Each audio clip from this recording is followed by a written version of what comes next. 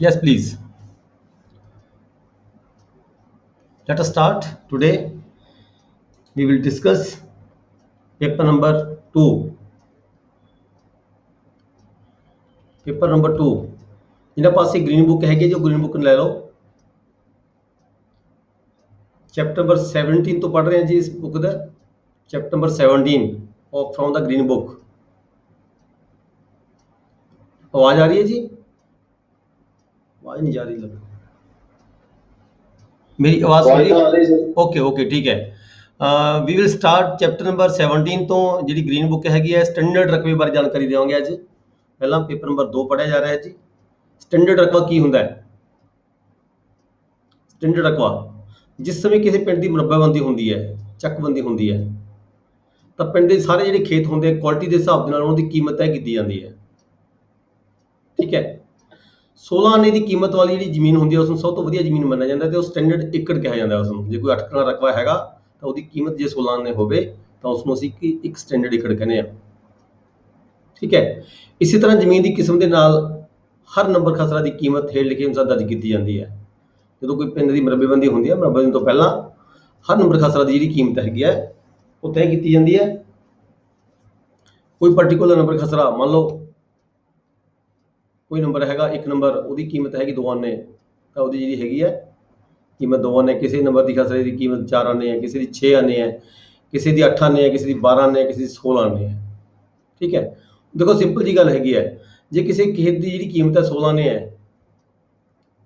तो दूजे किसी खेत की जी कीमत 8 आने है तो मतलब ये कह लो भी वो 50% उसकी जी कीमत है 50% का हैगा। जे 2 किले मिलावांगे असीं 8 आने कीमत वाले तो वो जिहड़ा हैगा एक स्टैंडर्ड एकड़ रकबा बन जाता है। इसी तरीके जे किसी खेत की कीमत 4 किले है, 4 खेतों की जी कीमत है 4 आने हैगी है। ठीक है।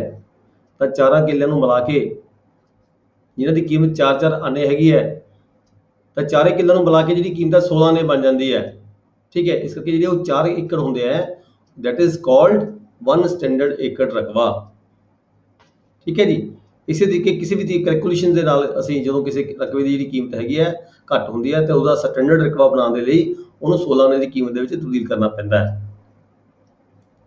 16 आने की कीमत के रकबे को ही असीं स्टैंडर्ड एकड़ कहने हैं। हुण एक एग्जांपल असीं करदे हां। मान लो कोई नंबर खसरा हैगा 4 मरबे का 15 उसका रकबा जिहड़ा 8 कनाल हैगा। ठीक है। मरबाबंदी समय उसकी जी कीमत है 12 ने तय हुई है तो इसका स्टैंडर्ड रकबा कितना बनेगा? क्योंकि एक स्टैंडर्ड एकड़ जिहड़ा रकबा हैगा वो 16 ने कीमत का हुंदा है। ये जिहड़ा नंबर खसरा हैगा साडे कोले ये 12 ने कीमत है। इस करके 8 कनाल नूं जदों असीं गुणा करांगे 12/16 नाल। ठीक है। 8 कनाल कुल रकबा नंबर खसरा का रकबा 8 कनाल है पर इसकी कीमत 12 ने है। 12/16 असीं कर दांगे 8 कनाल नाल गुणा कर दांगे तो 6 कनाल जिहड़ा स्टैंडर्ड रकबा बन जाता है। 8 कनाल जिहड़ी जमीन है जे 12 ने कीमत की होवे तो उसकी स्टैंडर्ड रकबा 6 कनाल बन जाएगा। फिर इस तरीके असीं देखते हैं साढ़े कोल 4 नंबर खसरा ने पिंड दे विच वक्रे वक्रे 4 नंबर खसरा ने। एक नंबर खसरा 4 का 14 है, 8 कनाल है, उसकी कीमत 8 आने है। कोई मालक है, कोई मालक की जी मालकी है 27 कनाल मालकी है, 4 नंबर खसरा हैगे है, 4 नंबर का 14 है, 8 कनाल रकबा है, कीमत 8 आने। 15 नंबर खसरा 8 कनाल कीमत 12 आने। 16 नंबर खसरा 5 कनाल का है, कीमत 16 आने है। ठीक है। फिर 17 नंबर खसरा हैगा 8 कनाल है, कीमत 4 आने है। हुण असीं ये देखना है कुल रकबा तो हैगा 27 कनाल पर स्टैंडर्ड रकबा कितना बनेगा, स्टैंडर्ड एकड़ रकबा कितना होएगा ਇਹਦਾ। देखो सिंपल जी गल हैगी है जिथे रकबा हैगा नंबर खसरा 4 ਦੇ 14 ਦਾ 8 कनाल रकबा हैगा उसकी कीमत 8 आने है। जो कीमत अद्धी रहेगी तो स्टैंडर्ड रकबा भी अद्धा रह गया 4 कनाल बन गया। ठीक है। दूजा नंबर खसरा हैगा 8 कनाल का कीमत 12 आने है। 12 आने के हिसाब नाल जिहड़ी इसदी स्टैंडर्ड एकड़ स्टैंडर्ड रकबा बन जाएगा 6 कनाल। तीजा नंबर खसरा 5 कनाल का इसकी कीमत 16 आने है, पूरा पूरा 5 कनाल रह जाएगा। तो जिहड़ा रकबा हैगा 8 कनाल 4 आने की कीमत का। ठीक है। उसकी कीमत चौथा हिस्सा रह जाएगी, 2 कनाल रह जाएगी। इस करके जो ये 4 नंबर खसरा नूं असीं 27 कनाल के रकबे नूं स्टैंडर्ड रकबे में तब्दील करांगे तो इन्हां दी जिहड़ी कीमत हैगी है 4 + 6 + 5 + 2 17 कनाल रकबा जिहड़ा बन जाता है। 27 कनाल की जगह पर स्टैंडर्ड रकबा 17 कनाल बन जाता है। ਹੁਣ ਜਿਹੜਾ ਇਹ ਮਾਲਕ ਹੈ, ਜਿੱਥੇ ਇਸ ਦਾ ਵੱਡਾ ਟੱਕ ਮੇਜਰ ਪੋਰਸ਼ਨ ਬਣੇਗਾ ਤਾਂ ਉਸ ਨੂੰ 16 ਨੇ ਕੀਮਤ ਦੇ ਹਿਸਾਬ ਦੇ ਨਾਲ 17 ਨਾਲ ਰਕਬਾ ਦਿੱਤਾ ਜਾਵੇਗਾ। ਪਰ ਜੇਕਰ ਕੀਮਤ ਰਕਬੇ ਦੀ ਘੱਟ ਵੱਧ ਹੁੰਦੀ ਹੈ ਤਾਂ ਇਹਦੀ ਜਿਹੜੀ 17 ਕਨਾਲਾਂ ਸਟੈਂਡਰਡ ਰਕਬਾ ਪੂਰਾ ਕਰਕੇ ਦੇਣਾ ਹੈ। ਜੇ ਕੀਮਤ ਘੱਟ ਵਾਲਾ ਹੈ ਤਾਂ ਵੱਧ ਦਿੱਤਾ ਜਾਏਗਾ ਰਕਬਾ, ਠੀਕ ਹੈ। ਜੇ ਕੀਮਤ ਜ਼ਿਆਦਾ ਵਾਲਾ ਹੈ ਤਾਂ ਰਕਬਾ ਘੱਟ ਤੋਂ ਘੱਟ 17 ਕਨਾਲ ਦਾ ਦੇਣੀ ਦੇਣਾ ਹੈਗਾ ਉਸ ਨੂੰ, ਜੇ 16 ਨੇ ਕੀਮਤ ਦਾ ਹੈਗਾ। ਜੇ 8 ਵਾਲੀ ਕੀਮਤ ਦਾ ਰਕਬਾ ਦੇਵਾਂਗੇ ਤਾਂ 34 ਕਨਾਲਾਂ ਦੇਵਾਂਗੇ, ਜੇ 4 ਵਾਲੇ ਦਾ ਦੇਵਾਂਗੇ ਤਾਂ 68 ਕਨਾਲਾਂ ਦੇਵਾਂਗੇ, ਠੀਕ ਹੈ। ਹੁਣ ਆ ਗਿਆ ਸੀਗਾ ਜੀ ਪੈਮਾਇਸ਼ ਦੇ ਸੰਬੰਧੀ, ਚੈਪਟਰ ਨੰਬਰ 18 ਹੈਗਾ। ਪੈਮਾਇਸ਼ ਵਿੱਚ ਵਰਤੇ ਜਾਣ ਵਾਲੇ ਸੰਦਾਂ ਬਾਰੇ ਜਾਣਕਾਰੀ ਹੈਗੀ ਹੈ। ਪੈਮਾਇਸ਼ ਵਿੱਚ ਜੋ ਪ੍ਰਮੁੱਖ ਸੰਦ ਵਰਤੇ ਜਾਂਦੇ ਨੇ ਉਹ ਕੀ ਹੈਗਾ, ਜਰੀਬ ਹੈ। ਪੁਰਾਣੇ ਸਮੇਂ ਤੋਂ ਜਿਹੜੀ ਜਰੀਬ ਹੈਗੀ ਹੈ 10 ਕਰਮ ਦੀ ਹੁੰਦੀ ਹੈ। ਆਪਾਂ ਦੇਖਦੇ ਆ ਰਹੇ ਹਾਂ, ਇਹਦੇ ਦੋਵੇਂ ਪਾਸੇ ਕੁੰਡੇ ਬਣੇ ਹੋਏ ਹੁੰਦੇ ਨੇ ਲੋਹੇ ਦੇ ਪਕੜਨ ਦੀ ਖਾਤਰ, ਤੇ ਹਰ ਕਰਮ ਦੇ ਉੱਪਰ ਜਿਹੜਾ ਹੈਗਾ ਇੱਕ ਪੱਤਰੀ ਲੱਗੀ ਹੁੰਦੀ ਹੈ ਲੋਹੇ ਦੀ, ਜਾਂ ਲੋਹੇ ਦੀ ਹੋ ਸਕਦੀ ਹੈ ਜਾਂ ਪਿੱਤਲ ਦੀ ਵੀ ਹੋ ਸਕਦੀ ਹੈ। ਪਿੱਤਲ ਦੀ ਜ਼ਿਆਦਾਤਰ ਇਹ ਸੈਂਟਰ 'ਚ ਲਗਾ ਦਿੰਦੇ ਨੇ, ਠੀਕ ਹੈ। ਤੇ ਕਰਮ ਤੇ ਜਿਹੜੀ ਇੱਕ ਪੱਤੀ ਲੱਗੀ ਹੁੰਦੀ ਹੈ ਜਿਹਦੇ ਉੱਪਰ ਇੱਕ ਸਰਾਖ, ਜੇ ਇੱਕ ਕਰਮ ਨੂੰ ਸ਼ੋਅ ਕਰਦੀ ਹੈ ਤਾਂ ਇੱਕ ਸਰਾਖ ਹੈ, 2 ਕਰਮ ਨੂੰ ਸ਼ੋਅ ਕਰਦੀ ਹੈ ਤਾਂ 2 ਸਰਾਖ ਬਣੇ ਹੁੰਦੇ ਆ, 3 ਕਰਮਾਂ ਨੂੰ ਸ਼ੋਅ ਕਰਦੀ ਹੈ 3 ਸਰਾਖ ਬਣੇ ਹੁੰਦੇ ਨੇ, 4 ਕਰਮਾਂ ਨੂੰ ਸ਼ੋਅ ਕਰਦੇ 4 ਸਰਾਖ ਬਣੇ ਹੁੰਦੇ ਨੇ, 5 ਕਰਮਾਂ ਤੇ ਆ ਕੇ ਜਿਹੜੀ ਪੱਤੀ ਹੁੰਦੀ ਹੈ ਉਹਦੇ ਉੱਪਰ ਕੋਈ ਸਰਾਖ ਨਹੀਂ ਹੁੰਦਾ, ਮਤਲਬ ਉਹ ਜਰੀਬ ਦਾ ਅੱਧ ਸ਼ੋਅ ਕਰਦੀ ਹੈ। ਦੂਜੇ ਪਾਸੇ ਤੋਂ ਚੱਲਦੇ ਆ, ਫਿਰ ਤਾਂ ਦੂਜੀ ਸਾਈਡ ਤੋਂ ਚੱਲਾਂਗੇ ਤਾਂ ਵੀ 1 ਸਰਾਖ 2 ਸਰਾਖ 3 ਸਰਾਖ 4 ਸਰਾਖ ਤੇ 5ਵੇਂ ਸਰਾਖ ਤੇ ਆ ਕੇ 5ਵੇਂ ਤੇ ਆ ਕੇ ਜਰੀਬ ਅੱਧ ਹੋ ਜਾਂਦੀ ਹੈ। ਹਰ ਇੱਕ ਕਰਮ ਉੱਤੇ ਕਰਮ ਨੰਬਰ ਦਰਸਾਉਣ ਦੇ ਲਈ ਵੱਖਰੇ ਵੱਖਰੇ ਕਾਰ ਦਾ ਪਤਾ ਲੱਗਿਆ ਹੁੰਦਾ ਹੈ, ਠੀਕ ਹੈ। ਉਹਨਾਂ ਦੇ ਸਰਾਖ ਕੱਢੇ ਹੁੰਦੇ ਆ। ਦੂਜਾ ਜਿਹੜਾ ਸੰਦ ਸਾਡੇ ਕੋਲ ਹੁੰਦਾ ਗਜ ਹੁੰਦਾ ਹੈ। ਗਜ ਕਿਹਨੂੰ ਸ਼ੋਅ ਕਰਦਾ ਹੈ? ਗਜ ਇੱਕ ਜਿਹੜੀ ਹੈਗੀ ਹੈ ਸਰੀਆ ਹੁੰਦਾ ਲੋਹੇ ਦਾ, ਇਹ ਜਰੀਬ ਦੀ ਸੋਧ ਕਰਨ ਲਈ ਵਰਤਿਆ ਜਾਂਦਾ ਹੈ, ਠੀਕ ਹੈ। ਇਹ 1 ਕਰਮ ਦੇ ਬਰਾਬਰ ਹੁੰਦਾ ਹੈ। ਜਿਹੜੀ ਵੀ ਉਸ ਜਰੀਬ ਦੇ ਲਈ ਕਰਮ ਵਰਤੀ ਗਈ ਹੈ ਉਨਾ ਹੀ ਇਸ ਗਜ ਦਾ ਸਾਈਜ਼ ਹੁੰਦਾ ਹੈ। ਜੇਕਰ ਜਿਹੜੀ ਜਰੀਬ ਹੈ ਉਹ 5.5 ਕਨਾਲ ਦੀ 5.5 ਕਰਮਾਂ ਦੀ ਹੋਏਗੀ ਤਾਂ ਜਿਹੜਾ ਕਰਮ ਇਹ ਗਜ ਹੋਏਗਾ ਇਹਦੀ ਵੀ ਜਿਹੜੀ ਲੰਬਾਈ ਹੈ 5.5 ਕਰਮਾਂ ਦੀ ਹੋਏਗੀ। ਜਿੱਥੇ ਜਰੀਬ ਦੀ ਜਿੱਥੇ ਜਰੀਬ ਜਿਹੜੀ ਵਰਤੀ ਜਾ ਰਹੀ ਹੈ ਉਹਦੀ ਕਰਮ ਦੀ ਲੰਬਾਈ 5.5 ਕਰਮਾਂ ਦੀ ਹੋਵੇਗੀ ਤਾਂ ਜਿਹੜਾ ਇਹ ਗਜ ਹੋਏਗਾ ਇਹ ਵੀ 5.5 ਕਰਮਾਂ ਦਾ ਹੋਵੇਗਾ। ਕਹਿਣ ਦਾ ਭਾਵ ਇਹ ਹੈ ਜਿਹੜਾ ਗਜ ਹੈਗਾ as per the size of ਦਾ ਜਰੀਬ, ਜਿਹੜਾ ਗਜ ਹੈਗਾ ਇਹ ਵੀ ਛੋਟਾ ਵੱਡਾ ਹੋ ਸਕਦਾ ਹੈ, ਪਰ ਇਹ ਜਰੀਬ ਦੀ ਸੋਧ ਕਰਨ ਲਈ ਵਰਤਿਆ ਜਾਂਦਾ ਹੈ। ਜਦੋਂ ਕੋਈ ਪੈਮਾਇਸ਼ ਕਿਤੇ ਸਟਾਰਟ ਕੀਤੀ ਜਾਂਦੀ ਹੈ ਤਾਂ ਸਭ ਤੋਂ ਪਹਿਲਾਂ ਜਦੋਂ ਮਰਬੇਬੰਦੀ ਦਾ ਸਮਾਂ ਚੱਲਦਾ ਉਸ ਵੇਲੇ ਕਿੱਲੇ ਕੱਢੇ ਹੁੰਦੇ ਆ, ਦੋਹੇ ਪਾਸੇ ਕਿੱਲੇ ਕੱਢ ਕੇ ਜਿਹੜੀ ਜਰੀਬ ਹੈਗੀ ਆ ਉਹ ਕਿੱਲਿਆਂ ਵਿੱਚ ਪਾਈ ਜਾਂਦੀ ਹੈ। ਜੇਕਰ ਤੇ ਜਰੀਬ ਕਿਤੇ ਵੱਧ ਜਾਵੇ, ਪਤਾ ਲੱਗਦਾ ਵੀ ਅੱਡੇ ਤੋਂ ਜਿਹੜਾ ਹੈਗਾ ਅੱਡਾ ਬਣਾਇਆ ਜਾਂਦਾ 10 ਕਰਮ ਦਾ ਪੂਰਾ, ਠੀਕ ਹੈ। ਜਰੀਬ ਉਸ ਅੱਡੇ ਵਿੱਚ ਪਾ ਕੇ ਚੈੱਕ ਕੀਤੀ ਜਾਂਦੀ ਹੈ। ਜੇਕਰ ਜਰੀਬ ਜਿਹੜੀ ਹੈਗੀ ਆ ਵੱਧ ਜਾਂਦੀ ਹੈ ਤਾਂ ਫਿਰ ਉਸ ਨੂੰ ਇੱਕ ਕਰਮ ਨੂੰ ਉਸ ਗਜ ਦੇ ਹਿਸਾਬ ਦੇ ਨਾਲ ਮਾੜਾ ਮੋਟਾ ਮੋੜ ਕੇ ਸਰੀਆਂ ਨੂੰ ਜਿਹੜੀ ਹੈਗੀ ਜਰੀਬ ਪੂਰੀ ਕਰ ਲਈ ਜਾਂਦੀ ਹੈ। ਅੱਗੇ ਇੱਕ ਜਿਹੜਾ ਸੰਦ ਹੈਗਾ ਪੈਮਾਇਸ਼ ਦੇ ਲਈ ਅਸੀਂ ਵਰਤਦੇ ਹਾਂ ਕ੍ਰੋਸ ਕੀ ਹੁੰਦਾ ਹੈ? ਕ੍ਰੋਸ ਲਾਈਨਾਂ ਦੇ ਉੱਪਰ ਕੋਈ ਵੀ ਲਾਈਨ ਹੈਗੀ ਜਦੋਂ ਅਸੀਂ ਪੈਮਾਇਸ਼ ਕਰਦੇ ਹਾਂ, ਮਿਣਤੀ ਕਰਦੇ ਹਾਂ, ਜਿਹੜਾ ਕ੍ਰੋਸ ਹੈਗਾ 90 ਡਿਗਰੀ ਦੇ ਜਿਹੜੇ ਕੋਣ ਬਣਾਉਣ ਦੇ ਲਈ ਕੰਮ ਆਉਂਦਾ ਹੈ। ਇਹ ਲਗਭਗ 5 ਫੁੱਟ ਉਚਾਈ ਦਾ ਲੱਕੜੀ ਦਾ ਬਣਿਆ ਹੁੰਦਾ ਇਹਦੇ, ਜਿਸ ਦੇ ਨਿਚਲੇ ਪਾਸੇ ਜ਼ਮੀਨ ਦੇ ਵਿੱਚ ਗੱਡਣ ਦੀ ਲੋਹੇ ਦੀ ਇੱਕ ਸੁਮਨ ਲੱਗੀ ਹੋਈ ਹੁੰਦੀ ਹੈ ਅੱਗੇ ਜ਼ਮੀਨ ਦੇ ਵਿੱਚ ਇਸ ਨੂੰ ਗੱਡਿਆ ਜਾ ਸਕੇ। ਅਤੇ ਸਭ ਤੋਂ ਉੱਪਰ ਇੱਕ 8 ਵਰਗ ਇੰਚ ਦੀ ਲੱਕੜੀ ਦੀ ਫੱਟੀ ਲੱਗੀ ਹੁੰਦੀ ਹੈ ਇਹਦੇ ਉੱਪਰ, 8 ਵਰਗ ਇੰਚ ਦੀ ਲੱਕੜੀ ਦੀ ਫੱਟੀ ਹੁੰਦੀ ਹੈ। ਉਹਦੇ ਪਰ ਦੋਨੋਂ ਪਾਸੇ ਝਿਰੀਆਂ ਮਾਰੀਆਂ ਹੁੰਦੀਆਂ, ਜਿਹੜੀਆਂ ਝਿਰੀਆਂ ਹੁੰਦੀਆਂ ਨੇ ਉਹਦੇ ਸੈਂਟਰ ਵਿੱਚ ਵੱਜੀਆਂ ਹੁੰਦੀਆਂ ਨੇ। ਆਪਸ ਦੇ ਵਿੱਚ ਜਿਹੜੀਆਂ ਝਿਰੀਆਂ ਹੁੰਦੀਆਂ ਉਹ 90 ਡਿਗਰੀ ਦਾ ਐਂਗਲ ਬਣਾਉਂਦੀਆਂ ਨੇ। ਇਸ ਦੇ ਮੱਧ ਵਿੱਚ 2 ਝਿਰੀਆਂ ਵੱਜੀਆਂ ਹੁੰਦੀਆਂ ਜੋ ਮੱਧ ਵਿੱਚ ਇੱਕ ਦੂਜੇ ਨੂੰ 90 ਡਿਗਰੀ ਦੇ ਕੋਣ ਤੇ ਟੱਕਰਦੀਆਂ ਨੇ। ਇਸ ਦੀ ਸਹਾਇਤਾ ਦੇ ਨਾਲ ਜਿਹੜੀਆਂ ਝੰਡੀਆਂ ਹੈਗੀਆਂ, ਅਸੀਂ ਕਿਸੇ ਲਾਈਨ ਦੇ ਉੱਪਰ ਕਿਸੇ ਲਾਈਨ ਨੂੰ 90 ਡਿਗਰੀ ਦੀ ਲਾਈਨ ਦੇ ਉੱਪਰ ਲਾਈਨ ਬਣਾਉਣੀ ਹੈ ਜਾਂ ਲੰਬ ਗੇਰਨਾ ਹੈਗਾ ਤਾਂ ਜਿਹੜਾ ਕਰਾਸ ਹੈਗਾ ਦੀ ਸਹਾਇਤਾ ਦੇ ਨਾਲ ਅਸੀਂ ਜਿਹੜਾ 90 ਡਿਗਰੀ ਦਾ ਜਿਹੜਾ ਲੰਬ ਹੈ ਉਹ ਗੇਰਦੇ ਹਾਂ। ਫਿਰ ਇਹਦਾ ਸੰਦ ਪੈਮਾਇਸ਼ ਦੇ ਸੰਦਾਂ ਦੇ ਵਿੱਚ ਵਰਤਿਆ ਜਾਂਦਾ ਸੂਆ। 1 ਫੁੱਟ ਲੰਬੀ ਲੋਹੇ ਦੀ ਸਲਾਖ ਹੁੰਦੀ ਹੈ ਜਿਸ ਦਾ ਹੇਠਲਾ ਹਿੱਸਾ ਜਿਹੜਾ ਪਤਲਾ ਹੁੰਦਾ ਤਾਂ ਕਿ ਉਸਦਾ ਉੱਪਰਲਾ ਹਿੱਸਾ ਜਿਹੜਾ 2 ਇੰਚ ਦੀ ਬਰਾਬਰ ਦੀ ਗੋਲਾਈ ਦਾ ਬਣਿਆ ਹੁੰਦਾ ਤਾਂ ਕਿ ਹੱਥ ਵਿੱਚ ਪਕੜਿਆ ਜਾ ਸਕੇ, ਜੋ ਇਸ ਦੀ ਵਰਤੋਂ ਆਸਾਨੀ ਨਾਲ ਕੀਤੀ ਜਾ ਸਕੇ। ਜ਼ਮੀਨ ਦੀ ਮਿਣਤੀ ਕਰਦੇ ਸਮੇਂ ਜਰੀਬ ਖਿੱਚਣ ਵਾਲਾ 10 ਸੂਏ ਆਪਣੇ ਹੱਥ ਵਿੱਚ ਲੈ ਕੇ ਚੱਲਦਾ ਹੈ ਅਤੇ ਜਿੱਥੇ ਜਰੀਬ ਪੂਰੀ ਹੁੰਦੀ ਹੈ ਇੱਕ ਸੂਆ ਜਰੀਬ ਦੇ ਕੁੰਡੇ ਨਾਲ ਖਹਿੰਦਾ ਹੋਇਆ ਕੁੰਡੇ ਦੇ ਮੂਹਰਲੇ ਪਾਸੇ ਜ਼ਮੀਨ ਵਿੱਚ ਗੱਡ ਦਿੰਦਾ ਹੈ। ਪਿਛਲਾ ਵਿਅਕਤੀ ਜਰੀਬ ਦਾ ਕੁੰਡਾ ਸੂਏ 'ਚ ਪਾ ਕੇ ਬੈਠਦਾ ਹੈ ਤੇ ਇਸ ਤਰ੍ਹਾਂ ਜਿਹੜੀ ਮਿਣਤੀ ਕੀਤੀ ਜਾਂਦੀ ਹੈ। ਫਿਰ ਇੱਕ ਚੁੰਬਕੀ ਕੰਪਾਸ ਹੁੰਦੀ ਹੈ, ਮੈਗਨੇਟ ਕੰਪਾਸ। ਇਸ ਦੀ ਸਹਾਇਤਾ ਦੇ ਨਾਲ ਦਿਸ਼ਾਵਾਂ ਦਾ ਪਤਾ ਲਗਾਇਆ ਜਾਂਦਾ ਹੈ। ਇਸ ਨੂੰ ਕਰਾਸ ਦੇ ਉੱਪਰ ਰੱਖ ਕੇ ਕਰਾਸ ਨੂੰ ਸੂਈ ਦੇ ਮੁਤਾਬਕ ਉੱਤਰ ਤੋਂ ਦੱਖਣ ਜਾਂ ਪੂਰਬ ਤੋਂ ਪੱਛਮ ਦੀ ਦਿਸ਼ਾ ਦੇ ਵਿੱਚ ਸਹੀ ਕਰਕੇ ਝੰਡੀਆਂ ਜਿਹੜੀ ਚੁੰਬਕੀ ਸੂਈ ਹੁੰਦੀ ਹੈ ਇਹ ਨਾਰਥ ਟੂ ਵੈਸਟ ਖੜਦੀ ਹੈ। ਜਦੋਂ ਵੀ ਅਸੀਂ ਕਿਤੇ ਨਾਰਥ ਵੱਲ ਜਾਂ ਸਾਊਥ ਵੱਲ ਕੋਈ ਝੰਡੀ ਲਗਾਉਣੀ ਹੈ ਤਾਂ ਦੇਖ ਸਕਦੇ ਹਾਂ, ਜਾਂ ਫਿਰ ਪੱਟੀ ਦੇ ਉੱਪਰ ਜਿਹੜਾ ਕਰਾਸ ਹੈ ਉਹਦੇ ਉੱਪਰ ਇਹ ਸੂਈ ਰੱਖ ਕੇ ठीक है। नॉर्थ ईस्ट नॉर्थ साउथ वाली जी डायरेक्शन है पता लगा के ਅਸੀਂ ਕ੍ਰੋਸ ਦੀ ਸਹਾਇਤਾ ਨਾਲ ਈਸਟ ਵੱਲ ਜਾਂ ਵੈਸਟ ਵੱਲ ਵੀ ਜਿਹੜੀ ਹੈਗੀ ਝੰਡੀ ਲਗਾ ਸਕਦੇ ਹੁੰਦੇ ਆ। ਝੰਡੀਆਂ ਵੀ ਹੁੰਦੀਆਂ ਨੇ, ਇਹ ਤੁਹਾਨੂੰ ਸਾਰਿਆਂ ਨੂੰ ਪਤਾ ਹੈ। ਝੰਡੀਆਂ ਜ਼ਮੀਨ ਦੀ ਪਮੈਸ਼ ਦੌਰਾਨ ਲਾਈਨਾਂ ਨੂੰ ਸਿੱਧੀਆਂ ਕਰਨ ਦੇ ਲਈ ਵਰਤੀਆਂ ਜਾਂਦੀਆਂ ਨੇ। ਇਹ ਬਾਂਸ ਦੀਆਂ ਬਣੀਆਂ ਹੁੰਦੀਆਂ ਨੇ, ਇਹਨਾਂ ਦੇ ਨਿਚਲੇ ਪਾਸੇ ਜ਼ਮੀਨ ਦੇ ਵਿੱਚ ਗੱਡਣ ਦੇ ਲਈ ਲੋਹੇ ਦੀ ਸਮ ਲੱਗੀ ਹੁੰਦੀ ਹੈ ਅਤੇ ਉੱਪਰਲੇ ਸਿਰੇ ਤੇ ਚਿੱਟੇ ਜਾਂ ਲਾਲ ਰੰਗ ਦਾ ਕੱਪੜਾ ਲਗਾਇਆ ਜਾਂਦਾ ਤਾਂ ਕਿ ਦੂਰ ਤੋਂ ਜਿਹੜੀ ਹੈਗੀ ਹੈ ਇਹ ਜੀ ਦੇਖੀ ਜਾ ਸਕੇ। ਇਸ ਦੀ ਲੰਬਾਈ ਲੋੜ ਅਨੁਸਾਰ ਘੱਟ ਵੱਧ ਵੀ ਹੋ ਸਕਦੀ ਹੈ। ਫਿਰ ਇੱਕ ਪਿੱਤਲ ਦਾ ਪੈਮਾਨਾ ਅਸੀਂ ਯੂਜ਼ ਕਰਦੇ ਹਾਂ ਪਮੈਸ਼ ਦੇ ਦੌਰਾਨ।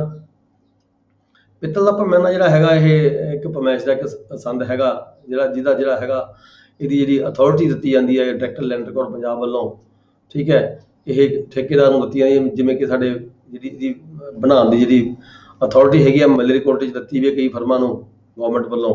ਅਥਰਾਈਜ਼ ਉਹ ਪਰਸਨ ਹੈਗੇ ਜਿਹੜੇ ਇਹ ਪਿੱਤਲ ਦਾ ਪੈਮਾਨਾ ਬਣਾ ਸਕਦੇ ਹੈ। ਪੈਮਾਨਾ ਪਿੱਤਲ ਦਾ ਜਿਹੜਾ ਵਜ਼ਨ ਹੈਗਾ 125 ਗ੍ਰਾਮ ਹੁੰਦਾ ਇਹਦਾ।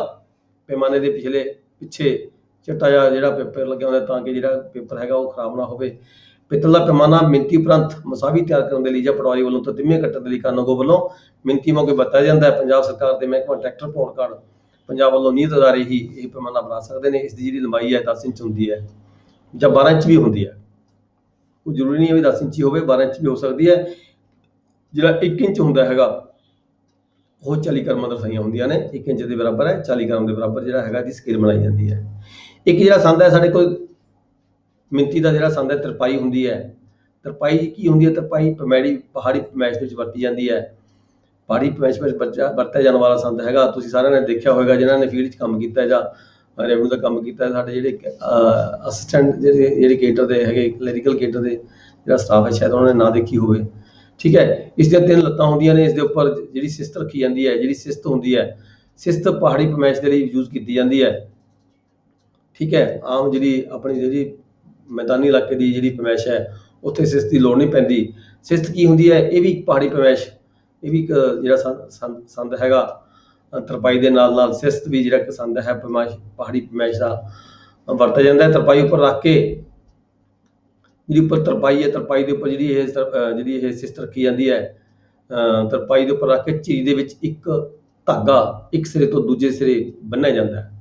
ਜਿਹੜੀ ਸਿਸਤ ਹੁੰਦੀ ਹੈ ਜੀ ਉੱਪਰ ਜਿਹੜੀ ਮੂਹਰਲੀ ਪੱਤੀ ਹੁੰਦੀ ਹੈ ਉਹ ਉੱਚੀ ਹੁੰਦੀ ਹੈ ਤੇ ਜਿਹੜੀ ਤੁਹਾਡੇ ਸਾਹਮਣੇ ਜਿੱਥੋਂ ਤੁਸੀਂ ਦੇਖਦੇ ਹੋ ਉਹ ਜਿਹੜੀ ਪੱਤੀ ਨੀਵੀਂ ਹੁੰਦੀ ਹੈਗੀ ਹੈ। ਉਹ ਜਿਹੜੀ 2 ਝੀਰੀਆਂ ਹੁੰਦੀਆਂ ਆਪਸ 'ਚ ਮਿਲਦੀਆਂ ਨੇ, ਉਹਨਾਂ ਝੀਰੀਆਂ ਨੂੰ ਇੱਕ ਧਾਗੇ ਦੀ ਸਹਾਇਤਾ ਦੇ ਨਾਲ ਜੋੜਿਆ ਜਾਂਦਾ ਹੈ, ਠੀਕ ਹੈ। ਜੇ ਪਹਾੜ ਜਿਹੜਾ ਉੱਚਾ ਹੁੰਦਾ ਹੈ ਤੁਸੀਂ ਨੀਵੀਂ ਝੀਰੀ ਤੋਂ ਦੇਖੋਗੇ ਜਿਹੜੀ ਉੱਪਰਲੀ ਜਿਹੜੀ ਤੁਹਾਡੇ ਸਾਹਮਣੇ ਵਾਲੀ ਜਿਹੜੀ ਤਰਪਾਈ ਦੇ ਦੂਜੇ ਪਾਸੇ ਦੀ ਜਿਹੜੀ ਉਹ ਪੱਤੀ ਹੁੰਦੀ ਹੈ ਉਹ ਉੱਚੀ ਹੁੰਦੀ ਹੈ ਤੇ ਜਿਹੜਾ ਧਾਗਾ ਹੁੰਦਾ ਹੈ ਉਹ ਪਹਾੜ ਦੀ ਤਰ੍ਹਾਂ ਹੀ ਪਹਾੜ ਦੀ ਜਿਹੜੀ ਡਾਇਰੈਕਸ਼ਨ ਹੁੰਦੀ ਹੈ ਉਹਦੇ ਮੁਤਾਬਕ ਨੀਚੇ ਤੋਂ ਉੱਪਰ ਵੱਲ ਜਾਂਦਾ ਹੈਗਾ।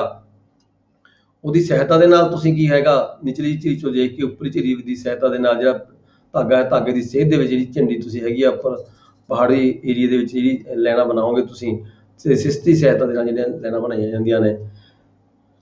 ਧਾਗਾ ਇੱਕ ਸਿਰੇ ਤੋਂ ਦੂਜੇ ਸਿਰੇ ਬੰਨ੍ਹਿਆ ਹੁੰਦਾ ਹੈ। ਸਿਸਤ ਦੀ ਮਦਦ ਦੇ ਨਾਲ ਝੀਰੀ ਵਿੱਚੋਂ ਧਾਗੇ ਦੀ ਸੇਧ ਵਿੱਚ ਦੇਖ ਕੇ ਪਹਾੜੀ ਇਲਾਕੇ ਵਿੱਚ ਝੰਡੀਆਂ ਲਗਾਈਆਂ ਜਾਂਦੀਆਂ ਨੇ ਅਤੇ ਜ਼ਮੀਨ ਦੀ ਪਮੈਸ਼ ਕੀਤੀ ਜਾਂਦੀ ਹੈ।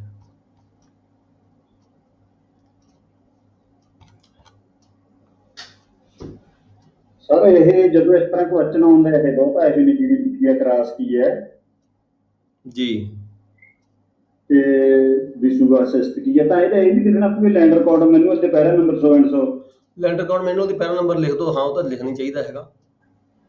ਅੱਛਾ ਜੀ, ਪਹਿਲਾਂ ਕੁਐਸਚਨ ਦਾ ਜਵਾਬ ਦਿਓ ਫਿਰ ਜੇ ਲੈਂਡ ਰਿਕਾਰਡ ਮੈਨੂੰ ਪਹਿਰਾ ਦੇਖ ਕੇ ਫਟਾਫਟ ਸਾਰੇ ਲਿਖ ਦਿਓ। ਪਤਾ ਹੀ ਹੁੰਦਾ ਹੈ ਸੈਕਸ਼ਨ 4 ਚ ਪੈਰਾ ਨੰਬਰ ਜਿਹੜਾ ਪੇਪਰ ਚੈਪਟਰ ਨੰਬਰ 4 ਹੈਗਾ ਪਮੈਸ਼ ਦਾ, ਠੀਕ ਹੈ। ਉੱਥੋਂ ਦੇਖ ਕੇ ਫਟਾਫਟ ਲਿਖ ਦਿਓ, ਚੈਪਟਰ ਨੰਬਰ ਲਿਖ ਦਿਓ ਨਾਲ ਪੈਰਾ ਲੱਭਦਾ ਤਾਂ ਲਿਖ ਦਿਓ, ਜ਼ਿਆਦਾ ਬੈਟਰ ਹੈਗਾ। ਚੈਪਟਰ ਨੰਬਰ 4 ਚ ਨੇ ਸਰ ਇਹ? ਮੇਰੇ ਖਿਆਲ 4 ਹੈ ਸਾਰਾ। ਹਾਂ, ਜਦੋਂ ਕਿਸੇ ਖੇਤ ਦੀਆਂ ਵਾਹੀਆਂ ਨਿਸ਼ਾਨਦੇਹੀ ਕੀ ਹੁੰਦੀ ਹੈ? ਚੈਪਟਰ 19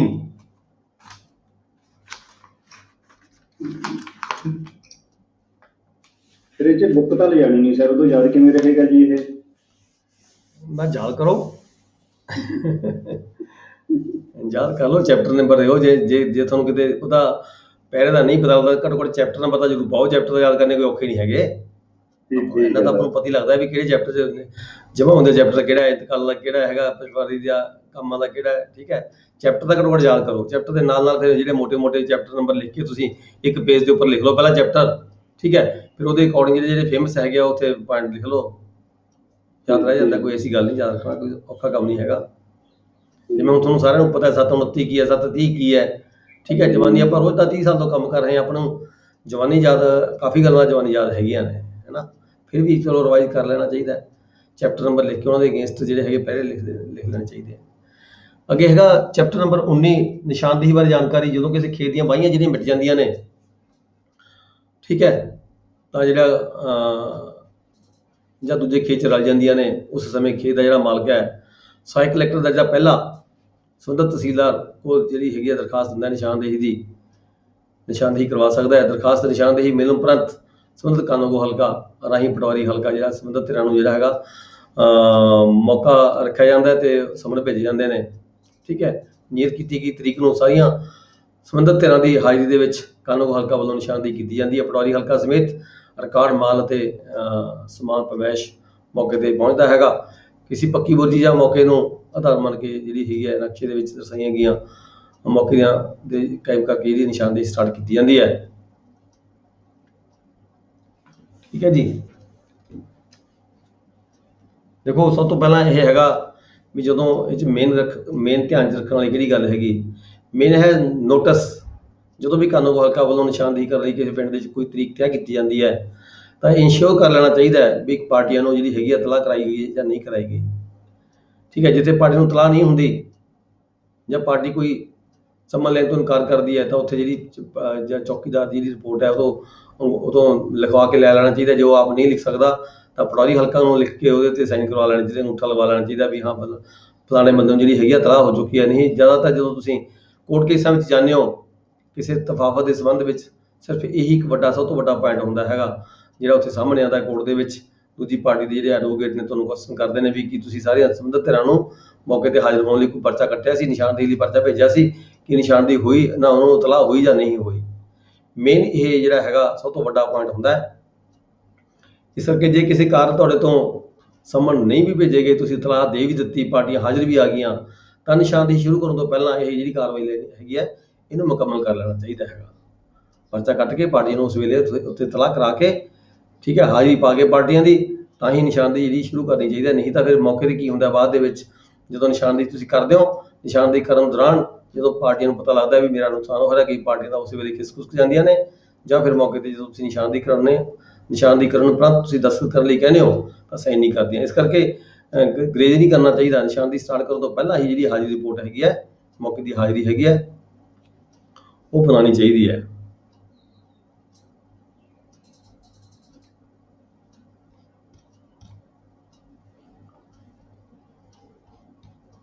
ਇਹ ਜਿਹੜਾ ਨਮੂਨਾ ਦਿੱਤਾ ਗਿਆ ਤੁਸੀਂ ਦੇਖੋਗੇ, ਇਹ ਤੁਹਾਡੇ ਕੋਲ ਬੁੱਕ ਹੈਗੀ ਹੈ, ਇਹ ਗ੍ਰੀਨ ਬੁੱਕ ਦੇ 43 ਦੇ ਉੱਪਰ ਇੱਕ ਨਿਸ਼ਾਨਦੇਹੀ ਦਰਖਾਸਤ ਦਾ ਨਮੂਨਾ ਦਿੱਤਾ ਗਿਆ ਹੈ।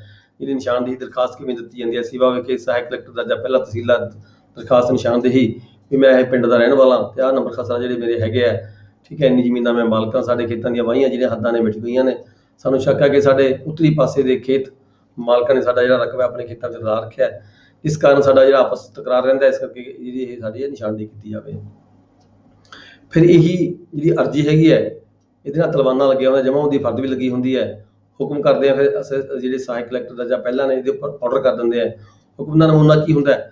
ਹੁਕਮ 'ਚ ਅਰਜੀ ਲਿਖਿਆ ਜਾਂਦਾ ਹੈ, ਇਹ ਆਮ ਤੌਰ 'ਤੇ ਮੂਲ ਰੂਪ ਦੇ ਵਿੱਚ ਕਾਨੂੰਗੋ ਹਲਕਾ ਨੂੰ ਭੇਜ ਕੇ ਦਰਜ ਕੀਤੀ ਜਾਂਦੀ ਹੈ ਕਿ ਧਿਰਾਂ ਦੀ ਹਾਜ਼ਰੀ ਦੇ ਵਿੱਚ ਨਿਸ਼ਾਨਦੇਹੀ ਕਰਕੇ ਰਿਪੋਰਟ ਕੀਤੀ ਜਾਵੇ, ਠੀਕ ਹੈ। ਜਦੋਂ ਤੁਹਾਡੇ ਕੋਲ ਆਰਡਰ ਆ ਗਿਆ ਫਿਰ ਤੁਸੀਂ ਤਲਾਹੀ ਪਰਚਾ ਭੇਜੋਗੇ।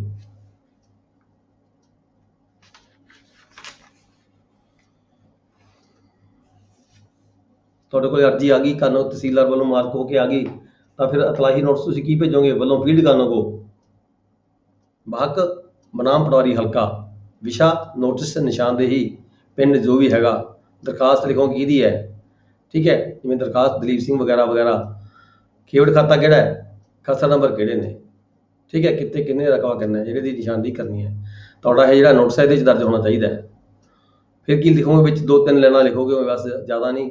ਉਪਰੋਕਤ ਵਿਸ਼ੇ ਸੰਬੰਧੀ ਮਿਤੀ ਇੰਨੇ ਨੂੰ ਮੌਕਾ ਪਰ ਨਿਸ਼ਾਨਦੇਹੀ ਕੀਤੀ ਜਾਵੇਗੀ, ਇਸ ਲਈ ਦਰਖਾਸਤ ਕਰਤਾ ਅਤੇ ਇਸ ਖੇਵੜ ਨਾਲ ਸੰਬੰਧਿਤ ਨਾਲ ਲੱਗਦੇ ਸਾਰੇ ਮਾਲਕਾਂ ਨੂੰ ਮੌਕਾ ਪਰ ਹਾਜ਼ਰ ਰਹਿਣ ਦੇ ਲਈ ਇਤਲਾਹ ਕਰਵਾਈ ਜਾਵੇ। ਇਤਲਾਹ ਉਪਰੰਤ ਹਾਜ਼ਰ ਨਾ ਆਉਣ ਦੀ ਸੂਰਤ ਵਿੱਚ ਇੱਕ ਤਰਫਾ ਕਾਰਵਾਈ ਅਮਲ ਵਿੱਚ ਲਿਆਂਦੀ ਜਾਵੇਗੀ।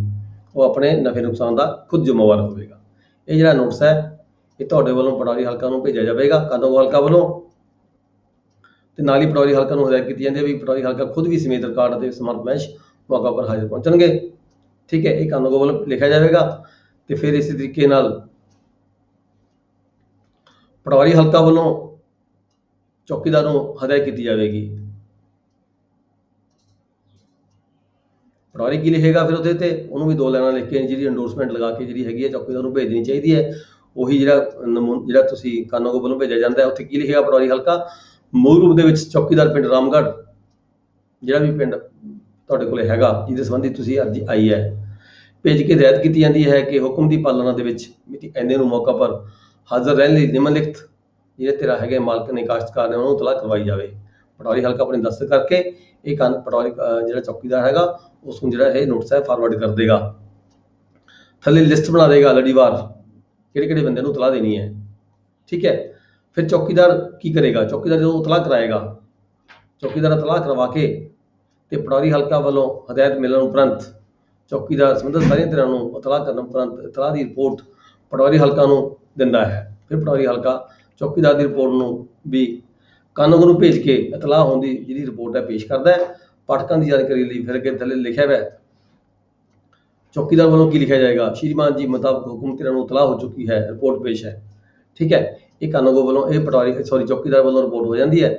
ਚੌਕੀਦਾਰ ਆਪਣੇ ਦਸਤਖਤ ਜਾਂ ਅੰਗੂਠਾ ਕਰ ਦਿੰਦਾ ਹੈ ਤੇ ਫਿਰ ਉਸ ਤੋਂ ਬਾਅਦ ਜਦੋਂ ਪਟਵਾਰੀ ਕੋਲੇ ਇਹ ਚੌਕੀਦਾਰ ਲਿਆ ਕੇ ਪੇਸ਼ ਕਰਦਾ ਹੈ ਤਾਂ ਪਟਵਾਰੀ ਹਲਕਾ ਵੱਲੋਂ ਫਿਰ ਰਿਪੋਰਟ ਕੀਤੀ ਜਾਂਦੀ ਹੈ। ਇਸੇ ਸੰਬੰਧ ਦੇ ਉੱਪਰ ਮੋਰੂ ਦੇ ਵਿੱਚ ਕਾਨੂੰਗੋ ਹਲਕਾ ਭੇਜ ਕੇ ਬੇਨਤੀ ਕੀਤੀ ਜਾਂਦੀ ਹੈ ਕਿ ਰਾਹੀਂ ਚੌਕੀਦਾਰ ਧਿਰਾਂ ਨੂੰ ਇਤਲਾਹ ਹੋ ਚੁੱਕੀ ਹੈ ਤੇ ਰਿਪੋਰਟ ਪੇਸ਼ ਹੈ। ਜੇ ਕੋਈ ਹੋਰ ਇਤਲਾਹ ਵਗੈਰਾ ਕਿਸੇ ਕਾਰਨ ਨਹੀਂ ਹੋਈ ਤਾਂ ਉਹ ਜਿਹੜਾ ਵੇਰਵਾ ਹੈਗਾ ਜੋ ਚੌਕੀਦਾਰ ਨੇ ਆਪਣੀ ਰਿਪੋਰਟ ਦਿੱਤੀ ਹੈ ਉਸੇ ਤਰੀਕੇ ਦਾ ਜਿਹੜਾ ਰਿਪੋਰਟ ਹੈ ਵੇਰਵਾ ਉਹ ਪਟਵਾਰੀ ਹਲਕਾ ਵੱਲੋਂ ਕਾਨੂੰਨ ਨੂੰ ਭੇਜ ਦਿੱਤਾ ਜਾਂਦਾ ਹੈ। ਦੈਨ ਹੈਗਾ ਕਾਨੂੰਗੋ ਵੱਲੋਂ ਰਿਪੋਰਟ ਨਿਸ਼ਾਨਦੇਹੀ ਕੀਤੀ ਜਾਂਦੀ ਹੈ। ਉਪਰੋਕਤ ਸਾਰੀ ਕਾਰਵਾਈ ਹੋਣ ਉਪਰੰਤ ਤੈਅ ਕੀਤੀ ਮਿਤੀ ਨੂੰ ਕਾਨੂੰਗੋ ਹਲਕਾ ਸਾਰੀਆਂ ਸੰਬੰਧਿਤ ਧਿਰਾਂ ਦੀ ਹਾਜ਼ਰੀ ਦੇ ਵਿੱਚ ਮੌਕਾ ਪਰ ਪਟਵਾਰੀ ਹਲਕਾ ਦੀ ਮਦਦ ਦੇ ਨਾਲ ਨਿਸ਼ਾਨਦੇਹੀ ਕਰਦਾ ਹੈ ਅਤੇ ਕੀਤੀ ਗਈ ਨਿਸ਼ਾਨਦੇਹੀ ਦੀ ਰਿਪੋਰਟ ਸੰਬੰਧਿਤ ਸਹਾਇਕ ਕਲੈਕਟਰ ਜਿਹੜਾ ਦਰਜਾ ਪਹਿਲਾ ਪਾਸ ਭੇਜੀ ਜਾਂਦੀ ਹੈ। ਪਾਠਕਾਂ ਦੀ ਜਾਣਕਾਰੀ ਦੇ ਲਈ ਇਹ ਜਿਹੜੀ ਰਿਪੋਰਟ ਹੈ ਦਾ ਨਮੂਨਾ ਵੀ ਬਣਾ ਕੇ ਦਿਖਾਇਆ ਗਿਆ ਹੈ, ਇਸ ਬੁੱਕ ਦੇ ਵਿੱਚ ਤੁਹਾਡੇ ਕੋਲ ਹੋਏਗੀ। ਕਿਵੇਂ ਕਿਵੇਂ ਰਿਪੋਰਟ ਜੀ ਲਿਖੀ ਜਾਂਦੀ ਹੈ ਥੋੜਾ ਜਿਹਾ ਮੈਂ ਦੱਸ ਦੇਵਾਂ, ਬਾਕੀ ਤੁਹਾਨੂੰ ਤਾਂ ਸਾਰਿਆਂ ਨੂੰ ਪਤਾ, ਤੁਸੀਂ ਰੋਜ਼ ਕੰਮ ਕਰਦੇ ਹੋ। ਜਿਹਨਾਂ ਨੂੰ ਨਹੀਂ ਪਤਾ ਹੈਗਾ ਕੈਲਕੂਲੇਟਰ ਦੇ ਉਹਨਾਂ ਦੀ ਸਹਾਇਤਾ ਦੇ ਲਈ ਹੈਗਾ ਵੀ ਅੱਜ ਮਿਤੀ ਇੰਨੇ ਨੂੰ ਪਹਿਲਾਂ ਤੈਅ ਕੀਤੇ ਪ੍ਰੋਗਰਾਮ ਦੇ ਅਨੁਸਾਰ ਜਦੋਂ ਕਾਨੂੰਗੋ ਨਿਸ਼ਾਨਦੇਹੀ ਕਰਦਾ ਹੈ, ਨਿਸ਼ਾਨਦੇਹੀ ਦੀ ਜਿਹੜੀ ਰਿਪੋਰਟ ਹੈ ਫਿਰ ਕਾਨੂੰਗੋ ਵੱਲੋਂ ਕਿਵੇਂ ਕੀਤੀ ਜਾਂਦੀ ਹੈ। ਠੀਕ ਹੈ, ਅੱਜ ਮਿਤੀ ਇੰਨੇ ਨੂੰ ਪਹਿਲਾਂ ਤੈਅ ਕੀਤੇ ਗਏ ਪ੍ਰੋਗਰਾਮ ਦੇ ਅਨੁਸਾਰ ਬਹੁਕਮ ਸਹਾਇਕ ਕਲੈਕਟਰ ਦਾ ਜਾਂ ਪਹਿਲਾ ਬੁਰੇ ਨਿਸ਼ਾਨਦੇਹੀ ਮੌਕਾ ਤੇ ਪਰ ਪਿੰਡ ਫਲਾਣਾ ਪੁੱਜਾ। ਠੀਕ ਹੈ, ਪਟਵਾਰੀ ਹਲਕਾ ਮੈਂ ਰਿਕਾਰਡ ਵਾ ਸਮਾਰਟ ਮੈਸ਼ ਮੌਕਾ ਪਰ ਹਾਜ਼ਰ ਹੈ। ਧਿਰਾਂ ਨੂੰ ਰਾਹੀਂ ਪਟਵਾਰੀ ਹਲਕਾ ਮੌਕਾ ਪਰ ਹਾਜ਼ਰ ਰਹਿਣ ਦੇ ਲਈ ਇਤਲਾਹੀ ਪਰਚਾ ਭੇਜਿਆ ਗਿਆ ਸੀ। ਧਿਰਾਂ ਮੌਕਾ ਪਰ ਹਾਜ਼ਰ ਹਨ, ਹਾਜ਼ਰੀ ਮੀਮੋ ਨਾਲ ਸ਼ਾਮਲ ਕੀਤੀ ਜਾਂਦੀ ਹੈ। ਧਿਰਾਂ ਦੀ ਹਾਜ਼ਰੀ ਲਵਾ ਕੇ ਹਾਜ਼ਰੀ ਮੀਮੋ ਤਿਆਰ ਕੀਤੀ ਜਾਂਦੀ ਹੈ, ਉਸ ਵੇਲੇ ਉਹ ਨਾਲ ਲੱਗਦੇ ਤੁਹਾਡੀ ਰਿਪੋਰਟ ਦੇ। ਧਿਰਾਂ ਦੀ ਹਾਜ਼ਰੀ ਵਿੱਚ ਜਰੀਬ ਦੀ ਸੋਧ ਉਪਰੰਤ ਸੋਧ ਬਜਰੀਆ ਫੀਤਾ ਕੀਤੀ ਗਈ। ਨਿਸ਼ਾਨਦੇਹੀ ਕਰਨ ਤੋਂ ਪਹਿਲਾਂ ਜਿਹੜੀ ਜਰੀਬ ਦੀ ਸੋਧ ਕੀਤੀ ਜਾਣੀ ਹੁੰਦੀ ਹੈ, ਜਿਵੇਂ ਉੱਪਰ ਆਪਾਂ ਲਿਖਿਆ ਗਜ਼ ਦੇ ਨਾਲ ਕੀਤੀ ਜਾਂਦੀ ਹੈ। ਹੁਣ ਗਜ਼ ਆਪਣੇ ਕੋਲ ਨਹੀਂ ਹੁੰਦੇ ਮੌਕੇ ਤੇ ਤਾਂ ਆਪਾਂ ਫੀਤੇ ਨਾਲ ਕਰ ਸਕਦੇ ਹਾਂ, ਜਾਂ ਸਟੀਲ ਦਾ ਫੀਤਾ ਹੁੰਦਾ ਉਹਦੇ ਨਾਲ। ਧਿਰਾਂ ਦੀ ਹਾਜ਼ਰੀ ਵਿੱਚ ਇਸ ਤੱਕ ਦੇ ਚੜ੍ਹਦੇ ਪਾਸੇ ਨੰਬਰ ਖਸਰਾ ਜਿਵੇਂ ਕੋਈ ਕਰਦੇ ਆਪਾਂ 5 ਨੰਬਰ ਦਾ 25 ਦੇ ਚੜ੍ਹਦੇ ਦੱਖਣੀ ਕੋਨੇ ਨੂੰ ਉੱਪਰ ਲੱਗੀ ਬੁਰਜੀ ਨੂੰ ਆਧਾਰ ਮੰਨ ਕੇ ਪਮੈਸ਼ ਨੂੰ ਛਿਪ ਦੇ ਵੱਲ 40 ਕਰਮ ਵਧਾ ਕੇ 200 ਕਰਮ ਪੂਰੀ ਕਰਕੇ ਜਿਹੜਾ ਹੈਗਾ ਨੰਬਰ ਖਸਰਾ 7 ਦਾ 5 ਦਾ ਉੱਤਰੀ ਕੋਨਾ ਕੈਂਪ ਕਰਕੇ ਝੰਡੀ ਲਗਾਈ ਗਈ। ਇਹ ਜਿਹੜਾ ਸਾਰਾ ਪ੍ਰੋਸੈਸ ਹੈਗਾ, ਠੀਕ ਹੈ, ਇੱਦਾਂ ਜਿਵੇਂ ਤੁਸੀਂ ਨਿਸ਼ਾਨਦੇਹੀ ਕੀਤੀ ਹੈ, ਇਹ ਜ਼ਰੂਰੀ ਨਹੀਂ ਵੀ ਜਿਹੜਾ ਪ੍ਰੋਸੈਸ ਦਰਸਾਇਆ ਗਿਆ ਇੱਦਾਂ ਲਿਖਣਾ ਹੈ। ਤਾਂ ਜਿਵੇਂ ਤੁਸੀਂ ਨਿਸ਼ਾਨਦੇਹੀ ਕੀਤੀ ਹੁੰਦੀ ਹੈ ਉਸੇ ਤਰੀਕੇ ਦਾ ਜਿਹੜਾ ਪ੍ਰੋਸੈਸ ਹੈ ਉਹ ਅਡੋਪਟ ਕੀਤਾ ਜਾਂਦਾ ਹੈ। ਉਹਦੇ ਮੁਤਾਬਕ ਜਿਹੜੀ ਰਿਪੋਰਟ ਹੈ ਕੀਤੀ ਜਾਂਦੀ ਹੈ। ਰਿਪੋਰਟ ਦੇ ਨਾਲ ਕੀ ਹੈਗਾ ਤੁਹਾਡਾ ਪਟਵਾਰੀ ਹਲਕਾ ਦੇ ਸਾਈਨ ਹੋਣਗੇ, ਕਾਨੂੰਗੋ ਹਲਕਾ ਦੇ ਸਾਈਨ ਹੋਣਗੇ ਤੇ ਨਾਲ ਜਿਹੜੀ ਤੁਸੀਂ ਹਾਜ਼ਰੀ ਮੀਮੋ ਬਣਾਈ ਹੈ ਉਹ ਵੀ ਜਾਏਗੀ ਤੇ ਨਾਲ ਜਿਹੜੀ ਐਪਲੀਕੇਸ਼ਨ ਪਾਰਟੀ ਨੇ ਦਿੱਤੀ ਸੀਗੀ ਉਹ ਵੀ ਜਾਏਗੀ। ਜੇਕਰ ਕਿਤੇ ਫਰਕ ਤੁਹਾਡੇ ਰਕਮ ਵਿੱਚ ਉੱਥੇ ਮੌਕੇ ਤੇ ਨਿਸ਼ਾਨਦੇਹੀ ਵੇਲੇ ਨਿਕਲਦਾ ਹੈ ਤਾਂ ਜਿਹੜਾ ਨਕਸ਼ਾ ਤਫਾਵਤ ਬਣਾਇਆ ਜਾਂਦਾ ਹੈ ਇੱਕ ਮੌਕੇ ਤੇ ਉਸ ਵੇਲੇ। ਜੇ ਮੰਨ ਲਓ ਕਿਸੇ ਨੰਬਰ ਖਸਰਾ ਦੇ ਵਿੱਚੋਂ 2 ਕਨਾਲ ਰਕਬਾ ਜਾਂ 4 ਕਨਾਲ ਜਿਹੜਾ ਰਕਬਾ ਹੈਗਾ ਕਿਸੇ ਦੂਜੀ ਧਿਰ ਦੇ ਕਬਜ਼ੇ ਦੇ ਵਿੱਚ ਹੈਗਾ ਤਾਂ ਉੱਥੇ ਅਸੀਂ ਕੀ ਕਰਦੇ ਹਾਂ ਤਾਂ ਨਕਸ਼ਾ ਤਫਾਵਤ ਬਣਾਉਂਦੇ ਹਾਂ। ਉਹਦੇ ਨਕਸ਼ੇ ਦੀ ਡਰਾਇੰਗ ਬਣਾਈ ਜਾਂਦੀ ਹੈ। ਉਹ ਡਰਾਇੰਗ ਬਣਾ ਕੇ ਉਹਦੇ ਕਰਮਾਂ ਲਿਖੀਆਂ ਜਾਂਦੀਆਂ ਚਾਰੇ ਪਾਸੇ ਤਾਂ ਕਿਹੜੀ ਸਾਈਡ ਕਿਸ ਵਿਅਕਤੀ ਦੇ ਕਬਜ਼ੇ ਦੇ ਵਿੱਚ ਹੈਗੀ ਹੈ। ਠੀਕ ਹੈ, ਉਹ ਸਾਈਡ ਲਿਖ ਕੇ ਉਹਨੀਆਂ ਕਰਮਾਂ ਦਰਜ ਕਰਕੇ ਤੇ ਉਹਦਾ ਰਕਬਾ ਕੱਢ ਕੇ ਉਹਦੀ ਫੀਲਡ ਬੁੱਕ ਬਣਾ ਕੇ ਦਰਸਾਈ ਜਾਂਦੀ ਹੈ ਤੇ ਉਸਨੂੰ ਰੈੱਡ ਮਾਰਕ ਕੀਤਾ ਜਾਂਦਾ ਤਾਂ ਕਿ ਇਹ ਪਤਾ ਲੱਗ ਸਕੇ ਵੀ ਜਿਹੜਾ ਇਹ ਰਕਬਾ ਹੈਗਾ ਨਕਸ਼ਾ ਤਫਾਵਤ ਦੇ ਵਿੱਚ ਇਹ ਪਾਰਟੀਕੂਲਰ ਰਕਬਾ ਜਿਹੜਾ ਫਲਾਣੇ ਬੰਦੇ ਦੇ ਨਜਾਇਜ਼ ਕਬਜ਼ੇ ਦੇ ਵਿੱਚ ਹੈਗਾ। ਤਾਂ ਜਦੋਂ ਨਜਾਇਜ਼ ਕਬਜ਼ਾ ਛਡਾਉਣ ਦੀ ਗੱਲ ਹੈਗੀ ਹੈ ਤੇ ਫਿਰ ਉਹ ਜਿਹੜੀ ਨਿਸ਼ਾਨਦੇਹੀ ਦੀ ਨਕਲ ਲੈ ਕੇ ਜਿਹੜੀ ਕੰਸਰਨ ਪਾਰਟੀ ਹੈਗੀ ਹੈ ਜਿਹਨੇ ਕਬਜ਼ਾ ਲੈਣਾ ਉਹ ਸਿਵਲ ਕੋਰਟ ਵਿੱਚ ਦਾਅਵਾ ਕਰਦੀ ਹੈ। ਉਸ ਦਾਅਵੇ ਦੇ ਮੁਤਾਬਕ ਜਿਹੜਾ ਹੈਗਾ ਉਹਦੀਆਂ ਜਿਹੜੀ ਆਪਦੀ ਵਿਟਨੈਸ ਉਹਦੇ ਵਿੱਚ ਆਮ ਤੌਰ 'ਤੇ ਜਿਹੜਾ ਜਿਸ ਆਫੀਸਰ ਨੇ ਇਹ ਨਿਸ਼ਾਨਦੇਹੀ ਕੀਤੀ ਹੁੰਦੀ ਹੈ ਉਹਨੂੰ ਵੀ ਬੁਲਾਇਆ ਜਾਂਦਾ ਹੈ ਤੇ ਨਾਲ ਜਦੋਂ ਨਿਸ਼ਾਨਦੇਹੀ ਸਾਡੇ ਰਿਕਾਰਡ ਰੂਮ ਦੇ ਜਮ੍ਹਾਂ ਹੋਈ ਹੁੰਦੀ ਹੈ ਉਹਦੀ ਫਾਈਲ ਵੀ ਮੰਗਾਈ ਜਾਂਦੀ ਹੈ। ਕੰਸਰਨ ਜਿਹੜਾ ਮੁਲਾਜ਼ਮ ਹੁੰਦਾ ਜਿਹਦੇ ਕਬਜ਼ੇ ਦੇ ਵਿੱਚ ਜਿਹੜਾ ਸਟੋਰ ਦੇ ਵਿੱਚ ਰਿਕਾਰਡ ਰੂਮ ਦੇ ਵਿੱਚ ਜਿਹੜਾ ਹੁੰਦਾ ਜਿਹਦੇ ਕਬਜ਼ੇ 'ਚ ਉਹ ਫਾਈਲ ਹੁੰਦੀ ਹੈ ਉਹ ਫਾਈਲ ਲੈ ਕੇ ਵੀ ਕੋਰਟ 'ਚ ਜਾਂਦਾ ਹੈ ਤੇ ਕਾਨੂੰਗੋ ਹਲਕਾ ਜਿਹਨੇ ਨਿਸ਼ਾਨਦੇਹੀ ਕੀਤੀ ਹੁੰਦੀ ਹੈ ਤੇ ਉਹਨੂੰ ਵੀ ਜਿਹੜੀ ਕੋਰਟ ਹੈਗੀ ਹੈ ਬੁਲਾ ਕੇ ਪੁੱਛਗਿੱਛ ਕਰ ਸਕਦੀ ਹੈਗੀ ਹੈ। ਇਹ ਨਕਸ਼ਾ ਕਾਨੂੰਗੋ ਵੱਲੋਂ ਨਿਸ਼ਾਨਦੇਹੀ ਦੌਰਾਨ ਤਿਆਰ ਕੀਤਾ ਜਾਂਦਾ ਹੈ ਤੇ ਇਸ ਨੂੰ ਕਾਨੂੰਗੋ ਆਪਣੀ ਰਿਪੋਰਟ ਦੇ ਨਾਲ ਨੱਥੀ ਕਰਦਾ ਹੈ। ਪਾਠਕਾਂ ਦੀ ਜਾਣਕਾਰੀ ਇਹ ਬਣਾ ਕੇ ਦਿਖਾਇਆ ਗਿਆ ਕਿ ਨਕਸ਼ਾ ਤਫਾਵਤ ਦਾ ਨਮੂਨਾ, ਠੀਕ ਹੈ, ਨਕਸ਼ਾ ਤਫਾਵਤ ਦਾ ਨਮੂਨਾ ਇੱਕ ਬਣਾ ਕੇ ਦਿਖਾਇਆ ਗਿਆ ਹੈਗਾ। ਆਮ ਤੌਰ ਤੇ ਕੁਐਸਚਨ ਆ ਜਾਂਦੇ ਇਹਦੇ ਤੇ। ਇਹ ਜਿਹੜੀ ਗ੍ਰੀਨ ਬੁੱਕ ਹੈਗੀ ਇਹਦੇ ਪੇਜ ਨੰਬਰ 47 ਦੇ ਉੱਪਰ ਹੈ।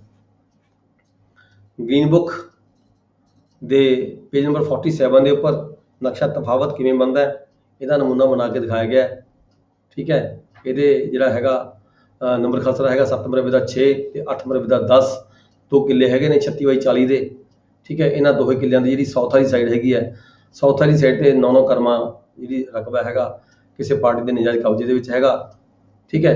ਇੱਥੇ ਅਸੀਂ ਕਰਮਾ ਇਹ ਦੋਹੇ ਖੇਤਰ ਜਿਹੜੇ ਨਾਲ ਲੱਗਦੇ ਆ ਇੱਕ ਦੂਜੇ ਦੇ, ਦੋ ਅੱਗੇ ਤੁਹਾਨੂੰ ਦਰਸਾ ਕੇ ਜਿਹੜੀ ਸਾਊਥ ਵਾਲੀ ਸਾਈਡ ਹੈਗੀ ਆ ਉਹ 9 ਕਰਮਾ ਕੱਟੀ ਹੋਈ ਹੈ, ਠੀਕ ਹੈ। ਫਿਰ ਇਹਦੀ ਫੀਲਡ ਬੁੱਕ ਬਣਾਈ ਜਾਏਗੀ। ਜਿਵੇਂ ਨੰਬਰ ਖਸਰਾ 7 ਮਰਬੇ ਦਾ 6 ਹੈ ਇੱਕ, ਤਾਂ ਉਹਦੀ ਹੈਗੀ 9 ਕਰਮ ਚੜ੍ਹਦਾ ਤੇ 9 ਕਰਮ ਲਹਿੰਦਾ ਤੇ ਦੱਖਣ ਵੱਲ 40 ਤੇ ਪਹਾੜ ਵੱਲ 40 ਜਿਹੜੇ ਕਰਮਾਂ ਹੈਗੀਆਂ ਨੇ ਜਿਹੜੇ ਨਜਾਇਜ਼ ਕਬਜ਼ੇ 'ਚ ਦੂਜੀ ਪਾਰਟੀ ਦੇ ਹੈਗੇ ਨੇ। ਇਹ ਰਕਬਾ ਹੈਗਾ 9 ਨਾਲ 40 ਕਰਕੇ ਵੱਡੇ 9 ਕਰਕੇ 2 ਕਰਨਾਲ ਰਕਬਾ ਬਣ ਜਾਂਦਾ ਹੈ, ਠੀਕ ਹੈ। ਇਸੇ ਤਰੀਕੇ ਨਾਲ ਜਿਹੜਾ ਨੰਬਰ ਖਸਰਾ 8 ਮਰਬੇ ਦਾ 10 ਹੈ ਉਹਦੀਆਂ ਵੀ 9 ਕਰਮਾਂ ਦੱਖਣ ਵਾਲੇ ਪਾਸੇ ਤੋਂ ਨਜਾਇਜ਼ ਕਬਜ਼ੇ ਵਿੱਚ ਨੇ, ਉਹ ਵੀ 9 ਗੁਣਾ 40 ਕਰਕੇ ਤੇ 9 ਤੇ ਵੰਡ ਕੇ, ਕਿਉਂਕਿ 9 ਤੇ ਅਸੀਂ ਕਿਉਂ ਵੰਡ ਰਹੇ ਹਾਂ ਕਿਉਂਕਿ 9 ਸਰਸਾਈਆਂ ਦਾ ਜਿਹੜਾ ਇੱਕ ਹੈਗਾ ਇੱਕ ਮਰਲਾ ਹੁੰਦਾ ਹੈ, ਠੀਕ ਹੈ। 9 ਵਰਗ ਕਰਮ ਜਾਂ 9 ਸਰਸਾਈਆਂ ਦਾ ਇੱਕ ਮਰਲਾ ਹੁੰਦਾ, ਇਸ ਕਰਕੇ 9 ਤੇ ਅਸੀਂ ਵੰਡ ਰਹੇ ਹਾਂ। 9 ਗੁਣਾ 40 ਵਟੇ 9 ਕਰਕੇ 2 ਕਨਾਲ ਰਕਬਾ ਬਣ ਜਾਂਦਾ। ਕੁੱਲ 4 ਕਨਾਲ ਜਿਹੜਾ ਰਕਬਾ ਹੈਗਾ ਇਹ ਨਜਾਇਜ਼ ਕਬਜ਼ੇ ਵਿੱਚ ਹੈ ਪਾਰਟੀਆਂ ਦੇ। ਇਹਦੀ ਹੀ ਕਾਪੀ ਲੈ ਕੇ ਫਿਰ ਬੰਦਾ ਜਿਹੜਾ ਹੈਗਾ ਆਪਦਾ ਨਜਾਇਜ਼ ਕਬਜ਼ੇ ਨੂੰ ਛੁਡਾਉਣ ਦੀ ਖਾਤਰ, ਰਿਕਵਰੀ ਖਾਤਰ ਸਿਵਲ ਕੋਰਟ ਦੇ ਵਿੱਚ ਜਿਹੜਾ ਹੈਗਾ ਰਿਕਵਰੀ ਸੂਟ ਫਾਈਲ ਕਰ ਸਕਦਾ ਹੈ। ਨੈਕਸਟ ਹੈ ਹਾਜ਼ਰੀ ਮੀਮੋ ਬਣਾਈ ਜਾਂਦੀ ਹੈ 19.1.8 ਦੇ ਵਿੱਚ ਦਿਖਾਇਆ ਗਿਆ ਹੈ। ਇਸ ਗ੍ਰੀਨ ਬੁੱਕ ਦੇ ਵਿੱਚ ਹਾਜ਼ਰੀ ਮੀਮੋ ਕਿਵੇਂ ਬਣਾਈ ਜਾਂਦੀ ਹੈ। ਵਕਤ ਨਿਸ਼ਾਨਦੇਹੀ ਮੌਕਾ ਤੇ ਜਦੋਂ ਅਸੀਂ ਨਿਸ਼ਾਨਦੇਹੀ ਕਰਦੇ ਹਾਂ ਤਾਂ ਸਿੰਪਲ ਜੀ ਗੱਲ ਹੈ, ਤੁਸੀਂ ਬਣਾਉਂਦੇ ਹੋ ਰੋਜ਼ ਬਣਾਉਣ 'ਚ ਦੱਸਣ ਦੀ ਕੋਈ ਗੱਲ ਹੈ ਵੀ ਨਹੀਂ ਗੀ। ਲੜੀ ਨੰਬਰ ਪਾ ਕੇ ਨਾਮ ਪਾਇਆ, ਨਾਮ ਤੇ ਫਿਰ ਉਹਦੇ 10 ਅੰਗੂਠਾ ਕਰਾਏ ਜਾਂਦੇ ਨੇ। ਵਿਅਕਤੀ ਦਾ ਨਾਮ ਜਿਹੜਾ ਮੌਕੇ ਤੇ ਹਾਜ਼ਰ ਹੈ ਉਹਦੇ ਫਾਦਰ ਦਾ ਨਾਮ, ਠੀਕ ਹੈ। ਸਾਈਡ ਤੇ ਬਰਾਬਰ ਉਹਦੇ ਜਿਹੜੇ 10 ਨੇ ਜਾਂ ਅੰਗੂਠਾ ਹੈਗਾ ਲਵਾ ਲਿਆ ਜਾਂਦਾ ਹੈ। ਇੱਦਾਂ ਹਾਜ਼ਰੀ ਮੀਮੋ ਤਿਆਰ ਹੁੰਦੀ ਹੈ। ਨੈਕਸਟ ਹੈ 19.2 ਪੈਰਾ ਹੈਗਾ ਇਹਦੇ ਸਾਂਝੀ ਖੇਡ ਦੀ ਨਿਸ਼ਾਨਦੇਹੀ ਬਾਰੇ ਕੀ ਹੈਗਾ ਵਿਚਾਰ ਹੈਗਾ। ਆਮ ਤੌਰ ਤੇ ਤੁਸੀਂ ਰੋਜ਼ ਹੀ ਜਿਹੜਾ ਹੈਗਾ ਡੀਲ ਕਰਦੇ ਹੋ, ਤੁਹਾਡੇ ਕੋਲ ਸਾਂਝੀ ਖੇਡ ਦੀਆਂ ਨਿਸ਼ਾਨਦੇਹੀਆਂ ਆਉਂਦੀਆਂ ਨੇ। ਜੇਕਰ ਖੇਡ ਸਾਂਝੀ ਹੋਵੇ ਤਾਂ ਨਿਸ਼ਾਨਦੇਹੀ ਦਰਖਾਸਤ ਸਾਰੇ ਮਾਲਕਾਂ ਵੱਲੋਂ ਦਿੱਤੀ ਜਾਂਦੀ ਹੈ। ਜੇਕਰ ਖੇਡ ਸਾਂਝੀ ਹੈ ਤਾਂ ਜੇ ਨਿਸ਼ਾਨਦੇਹੀ ਦਰਖਾਸਤ ਸਾਰੇ ਮਾਲਕ ਦਿੰਦੇ ਹੈ, ਠੀਕ ਹੈ, ਮਤਲਬ ਕਹਿਣ ਦਾ ਭਾਵ ਹੈ ਕਿਸੇ ਹੋਰ ਖੇਡ ਦੇ ਨਾਲ ਝਗੜਾ ਹੈਗਾ ਬਟ ਦਾ, ਫਿਰ ਤਾਂ ਜਿਹੜੀ ਨਿਸ਼ਾਨਦੇਹੀ ਕੀਤੀ ਜਾ ਸਕਦੀ ਹੈ। ਪਰੰਤੂ ਜੇਕਰ ਧਿਰਾਂ ਦਾ ਆਪਸ ਦੇ ਵਿੱਚ ਹੀ ਰਕਬਾ ਘੱਟ ਵੱਧ ਹੋਵੇ, ਇੰਟਰਨਲ ਉਸ ਖੇਡ ਦੇ ਜਿਹੜੇ ਮਾਲਕ ਨੇ, ਸ਼ੇਅਰ ਹੋਲਡਰ ਨੇ, ਉਹਨਾਂ ਦਾ ਹੀ ਰਕਬਾ ਘੱਟ ਵੱਧ ਹੋਵੇ ਤਾਂ ਸਭ ਤੋਂ ਪਹਿਲਾਂ ਸਾਂਝੀ ਖੇਡ ਦੀ ਜਿਹੜੀ ਤਕਸੀਮ ਕਰਾਈ ਜਾਂਦੀ ਹੈ। ਤਕਸੀਮ ਕਰਾਉਣ ਉਪਰੰਤ ਹੀ ਕੋਈ ਜਿਹੜਾ ਹਿੱਸੇਦਾਰ ਹੈਗਾ, ਜਦੋਂ ਤੱਕ ਉਹ ਇਹ ਨਹੀਂ ਸਾਬਤ ਕਰ ਸਕਦਾ ਵੀ ਮੈਂ ਕਿਹੜੇ ਨੰਬਰ ਦਾ ਮਾਲਕ ਹਾਂ, ਜਦੋਂ ਕੋਈ ਸਾਂਝੀ ਖੇਡ ਹੁੰਦੀ ਹੈ। ਇਸ ਬੁੱਕ ਦੇ ਵਿੱਚ ਵੀ ਤੁਸੀਂ ਮੈਂ ਪਾਈ ਸੀਗੀ ਜਜਮੈਂਟ ਹੈਗੀ ਹੈ ਸੁਪਰੀਮ ਕੋਰਟ ਦੀ, ਹਾਈ ਕੋਰਟ ਦੀ, ਇਹਦੇ ਵਿੱਚ ਕੀ ਕਿਹਾ ਗਿਆ ਕੋਈ ਵੀ ਵਿਅਕਤੀ ਜਿਹੜਾ ਖੇਵੜ ਦਾ ਮਾਲਕ ਹੈ, ਖੇਵੜ 'ਚ ਕਿਸੇ ਨੰਬਰ ਖਸਰਾ ਦਾ ਮਾਲਕ ਹੈ, ਉਹ ਹਰ ਖੇਵੜ ਦੇ ਵਿੱਚ ਹਰ ਨੰਬਰ ਦੇ ਵਿੱਚ ਜਿਹੜਾ ਹੈਗਾ ਉਹਨੂੰ ਸ਼ੇਅਰ ਹੋਲਡਰ ਪ੍ਰਜ਼ੂਮ ਕੀਤਾ ਜਾਂਦਾ ਹੈ। ਕੋਈ ਖੇਵੜ ਦੇ ਹਰ ਨੰਬਰ ਦੇ ਵਿੱਚ ਉਹ ਸ਼ੇਅਰ ਹੋਲਡਰ ਹੈ। ਉਹ ਇਹ ਨਹੀਂ ਕਹਿ ਸਕਦਾ ਵੀ ਮੈਂ ਤਾਂ ਇਕੱਲੇ ਇਸੇ ਜਿੱਥੇ ਮੇਰਾ ਕਬਜ਼ਾ ਮੈਂ ਇਹ ਨੰਬਰਾਂ ਦਾ ਹੀ ਮਾਲਕ ਹੈਗਾ, ਠੀਕ ਹੈ। ਇਸ ਕਰਕੇ ਜੇ ਕੋਈ ਜਿਹੜਾ ਸਾਂਝੀ ਖੇਡ ਦਾ ਮਾਲਕ ਹੈ ਆਪਦੀ ਜ਼ਮੀਨ ਦੀ ਕੋਈ ਅਲੱਗ ਜ਼ਮੀਨ ਕਰਵਾ ਕੇ ਤਕਸੀਮ ਨਿਸ਼ਾਨਦੇਹੀ ਕਰਾਉਣੀ ਚਾਹੁੰਦਾ ਹੈ ਤਾਂ ਸਭ ਤੋਂ ਪਹਿਲਾਂ ਉਸਨੂੰ ਜਿਹੜੀ ਹੈਗੀ ਤਕਸੀਮ ਦੀ ਨਿਸ਼ਾਨਦੇਹੀ ਦੀ ਉਸ ਰਕਬੇ ਦੀ ਤਕਸੀਮ ਕਰਵਾਉਣੀ ਪੈਂਦੀ ਹੈ। ਪਰ ਜੇਕਰ ਕਿਸੇ ਬਾਹਰਲੀ ਖੇਵੜ ਦੇ ਹਿੱਸੇਦਾਰ ਦੇ ਨਾਲ ਕੋਈ ਡਿਸਪਿਊਟ ਹੋਵੇ, ਇੰਟਰਨਲ ਡਿਸਪਿਊਟ ਨਾ ਹੋਵੇ, ਠੀਕ ਹੈ, ਫਿਰ ਜਿਹੜੀ ਨਿਸ਼ਾਨਦੇਹੀ ਹੈ ਕਰਵਾਈ ਜਾ ਸਕਦੀ ਹੁੰਦੀ ਹੈ। ਅੱਗੇ ਅੱਗੇ ਗੁੰਝਲਦਾਰ ਨਿਸ਼ਾਨਦੇਹੀ 19.3 ਪੈਰਾ ਹੈਗਾ ਇਸ ਬੁੱਕ ਦਾ। ਗੁੰਝਲਦਾਰ ਨਿਸ਼ਾਨਦੇਹੀ ਬਾਰੇ ਲਿਖਿਆ ਹੈ differential global positioning system DPS, total station ਰਾਹੀਂ ਕਰਾਉਣ ਬਾਰੇ ਹੈਗਾ। ਪੰਜਾਬ ਸਰਕਾਰ ਭੂ ਮਾਲੀਆ ਸ਼ਾਖਾ ਦੇ ਪੱਤਰ ਨੰਬਰ 13 ਤੋਂ 15 ਅਨੁਸਾਰ ਪੰਜਾਬ ਸਰਕਾਰ ਨੇ ਇੱਕ ਲੈਟਰ ਜਾਰੀ ਕੀਤਾ ਸੀਗਾ 13 ਤੋਂ 15 ਨੂੰ। ਉਹਦੇ ਅਨੁਸਾਰ ਕੀ ਹੈਗਾ, ਕਈ ਕੇਸਾਂ ਦੇ ਵਿੱਚ ਮਾਲ ਕਰਮਚਾਰੀ ਅਧਿਕਾਰੀਆਂ ਵੱਲੋਂ ਨਿਸ਼ਾਨਦੇਹੀ ਦੇਣ ਦੇ ਬਾਵਜੂਦ ਧਿਰਾਂ ਵੱਲੋਂ ਨਿਸ਼ਾਨਦੇਹੀ ਦੇ ਲਈ ਸਹਿਮਤੀ ਪ੍ਰਗਟ ਨਹੀਂ ਕੀਤੀ ਜਾਂਦੀ ਅਤੇ ਦੁਬਾਰਾ ਨਿਸ਼ਾਨਦੇਹੀ ਦੀ ਦਰਖਾਸਤ ਦੇ ਦਿੱਤੀ ਜਾਂਦੀ ਹੈ, ਪਰੰਤੂ ਫਿਰ ਵੀ ਸਮੱਸਿਆ ਦਾ ਹੱਲ ਜਿਹੜਾ ਹੈਗਾ ਨਹੀਂ ਨਿਕਲਦਾ।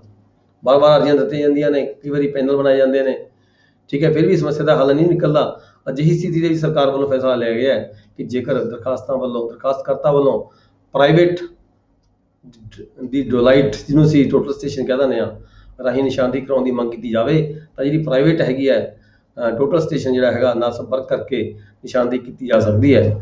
ਪ੍ਰਾਈਵੇਟ ਏਜੰਸੀ ਦਾ ਜਿਹੜਾ ਸਾਰਾ ਖਰਚਾ ਹੈਗਾ ਦਰਖਾਸਤਕਰਤਾ ਵੱਲੋਂ ਪੇ ਕੀਤਾ ਜਾਵੇਗਾ। ਪ੍ਰਾਈਵੇਟ ਜਿਹੜਾ ਟੋਟਲ ਸਟੇਸ਼ਨ ਹੈਗਾ ਰਾਹੀਂ ਕੀਤੀ ਗਈ ਨਿਸ਼ਾਨਦੇਹੀ ਨੂੰ ਸੰਬੰਧਿਤ ਪਟਵਾਰੀ ਹਲਕਾ ਤੇ ਕਾਨੂੰਗੋ ਹਲਕਾ ਤੇ ਮਾਲ ਅਧਿਕਾਰੀ ਵੱਲੋਂ ਤਸਦੀਕ ਕੀਤਾ ਜਾਵੇਗਾ। ਹੁਣ ਸਰਕਾਰ ਵੱਲੋਂ ਵੀ ਕਈ ਥਾਈਂ ਜਿਹੜਾ ਜ਼ਿਲ੍ਹਾ ਪੱਧਰ ਤੇ ਜਿਹੜੇ ਟੋਟਲ ਸਟੇਸ਼ਨ ਨੇ ਮੁਹੱਈਆ ਕੀਤੇ ਗਏ ਨੇ, ਕਈ ਜ਼ਿਲ੍ਹਿਆਂ ਦੇ ਵਿੱਚ ਜਿਹੜੀ ਹੈਗੀ ਹੈ ਇਹ ਸਾਡੇ ਹੀ ਕੁਝ ਜਿਹੜੇ ਕਰਮਚਾਰੀ ਨੇ ਪਟਵਾਰੀ ਕਾਨੂੰਗੋ ਹਲਕਾ ਨੇ ਉਹਨਾਂ ਨੂੰ ਟ੍ਰੇਨਿੰਗ ਦੇ ਕੇ ਕਈ ਜ਼ਿਲ੍ਹਿਆਂ ਦੇ ਵਿੱਚ ਜਿਹੜੇ ਟੋਟਲ ਸਟੇਸ਼ਨ ਰੱਖੇ ਹੋਏ ਹੈਗੇ ਆ, ਜਿਹਦੇ ਮੁਤਾਬਕ ਜਿਹੜੀ ਨਿਸ਼ਾਨਦੇਹੀ ਹੈ ਕੀਤੀ ਜਾਂਦੀ ਹੈ।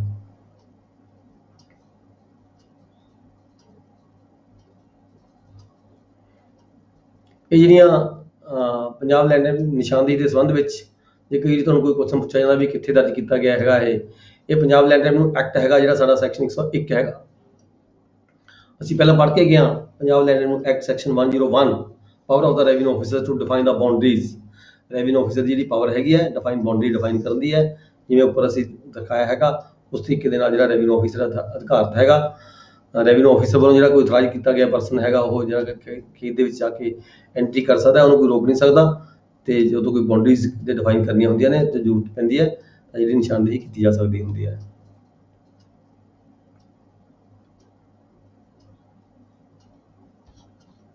ਆ ਬੁੱਕ ਦੇ ਵਿੱਚ ਕੁਝ FCR ਦੀਆਂ ਇੰਸਟਰਕਸ਼ਨਸ ਹੈਗੀਆਂ ਨੇ, ਜਿਵੇਂ ਕਿ ਤੁਸੀਂ ਆਮ ਤੌਰ ਤੇ ਕਈ ਵਾਰੀ ਤੁਹਾਨੂੰ ਪੁੱਛਿਆ ਜਾਂਦਾ ਜਦੋਂ ਤੁਸੀਂ ਕੋਰਟਾਂ ਵਿੱਚ ਜਾਂਦੇ ਹੋ ਵੀ ਤੁਹਾਨੂੰ ਕੋਈ FCR ਦੇ ਇੰਸਟਰਕਸ਼ਨਾਂ ਬਾਰੇ ਜਾਣਕਾਰੀ ਹੈਗੀ ਹੈ, ਨਿਸ਼ਾਨਦੇਹੀ ਦੀਆਂ ਕੀ ਹਦਾਇਤਾਂ ਹੈਗੀਆਂ ਨੇ।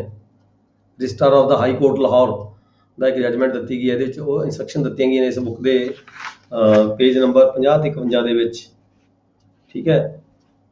ਸਰਕੂਲਰ ਸੀ ਗਵਰਨਮੈਂਟ ਦਾ, ਸਰਕੂਲਰ ਮੈਮੋ ਨੰਬਰ 6/2862 ਡੇਟਡ 11/5/1920 ਦਾ ਜਿਹੜਾ ਇਹ ਆਰਡਰ ਹੈਗਾ high court the, registrar of the high court Lahore. ਫਿਰ ਪੰਜਾਬ ਫਾਈਨੈਂਸ਼ੀਅਲ ਕਮਿਸ਼ਨਰ ਦੀਆਂ ਕੁਝ ਇੰਸਟਰਕਸ਼ਨਸ ਹੈਗੀਆਂ ਜਿਹੜੀਆਂ ਇਸ ਬੁੱਕ 'ਚ ਦਿੱਤੀਆਂ ਗਈਆਂ ਨੇ, ਕੀ ਹਦਾਇਤਾਂ ਹੈਗੀਆਂ ਨੇ, ਜਿਵੇਂ 3 ਪੱਕੇ ਨਿਸ਼ਾਨ ਚਾਹੀਦੇ ਹੁੰਦੇ ਆ ਨਿਸ਼ਾਨਦੇਹੀ ਕਰਨ ਤੋਂ ਪਹਿਲਾਂ, ਠੀਕ ਹੈ। ਇਹ ਹਦਾਇਤਾਂ ਨੇ ਤੁਸੀਂ ਦੇਖ ਸਕਦੇ ਹੋ। ਅੱਗੇ ਆਇਆ ਇੰਤਕਾਲ ਰਜਿਸਟਰ ਦੇ ਖਾਨਿਆਂ ਸੰਬੰਧੀ ਜਾਣਕਾਰੀ। ਇੰਤਕਾਲ ਦੇ ਖਾਨੇ ਕਿੰਨੇ ਹੁੰਦੇ ਆ ਪਤਾ ਹੀ ਆਪਾਂ ਨੂੰ, 15 ਖਾਨੇ ਹੁੰਦੇ ਆ, ਠੀਕ ਹੈ। ਜਿਹੜੇ ਪਹਿਲੇ ਖਾਨੇ ਹੁੰਦੇ ਨੇ 7 ਜਮ੍ਹਾਂ ਹੁੰਦੀ ਨਾਲ ਰਜਿਸਟਰ ਦੇ ਜਿਹੜੇ ਪਹਿਲੇ 7 ਖਾਨੇ ਹੁੰਦੇ ਆ ਇਹ ਜਮ੍ਹਾਂ ਹੁੰਦੀ ਜਿਹੜੀ ਹੈਗੀ ਆ ਜਿਹੜੀ ਪਹਿਲਾਂ ਤੋਂ ਹੀ ਮੁਕੰਮਲ ਹੈਗੀ ਆ ਉਹਦੇ ਤੋਂ ਪੂਰੇ ਕੀਤੇ ਜਾਂਦੇ ਨੇ। ਫਿਰ 8 ਤੋਂ ਜਿਹੜੇ 12 ਖਾਨੇ ਹੈਗੇ ਆ ਸੋਧਾ ਹੋਇਆ ਅੰਦਰਾਜ ਦਰਜ ਕੀਤਾ ਜਾਂਦਾ ਹੈ, ਜਿਹੜਾ ਅਸੀਂ ਨਵਾਂ ਅੰਦਰਾਜ ਕਰਦੇ ਹਾਂ। ਖਾਨਾ ਨੰਬਰ 13 ਦੇ ਵਿੱਚ ਇੰਤਕਾਲ ਦੀ ਕਿਸਮ ਦਰਜ ਕੀਤੀ ਜਾਂਦੀ ਹੈ। ਖਾਨਾ ਨੰਬਰ 14 ਦੇ ਵਿੱਚ ਇਹ ਪੇਜ ਹੈਗਾ ਜੀ ਤੁਹਾਡੇ ਕੋਲ ਇਸ ਬੁੱਕ ਦਾ 51 ਕਿੰਨੇ ਨੰਬਰ ਤੇ ਸਰ? ਇੱਕ ਮਿੰਟ,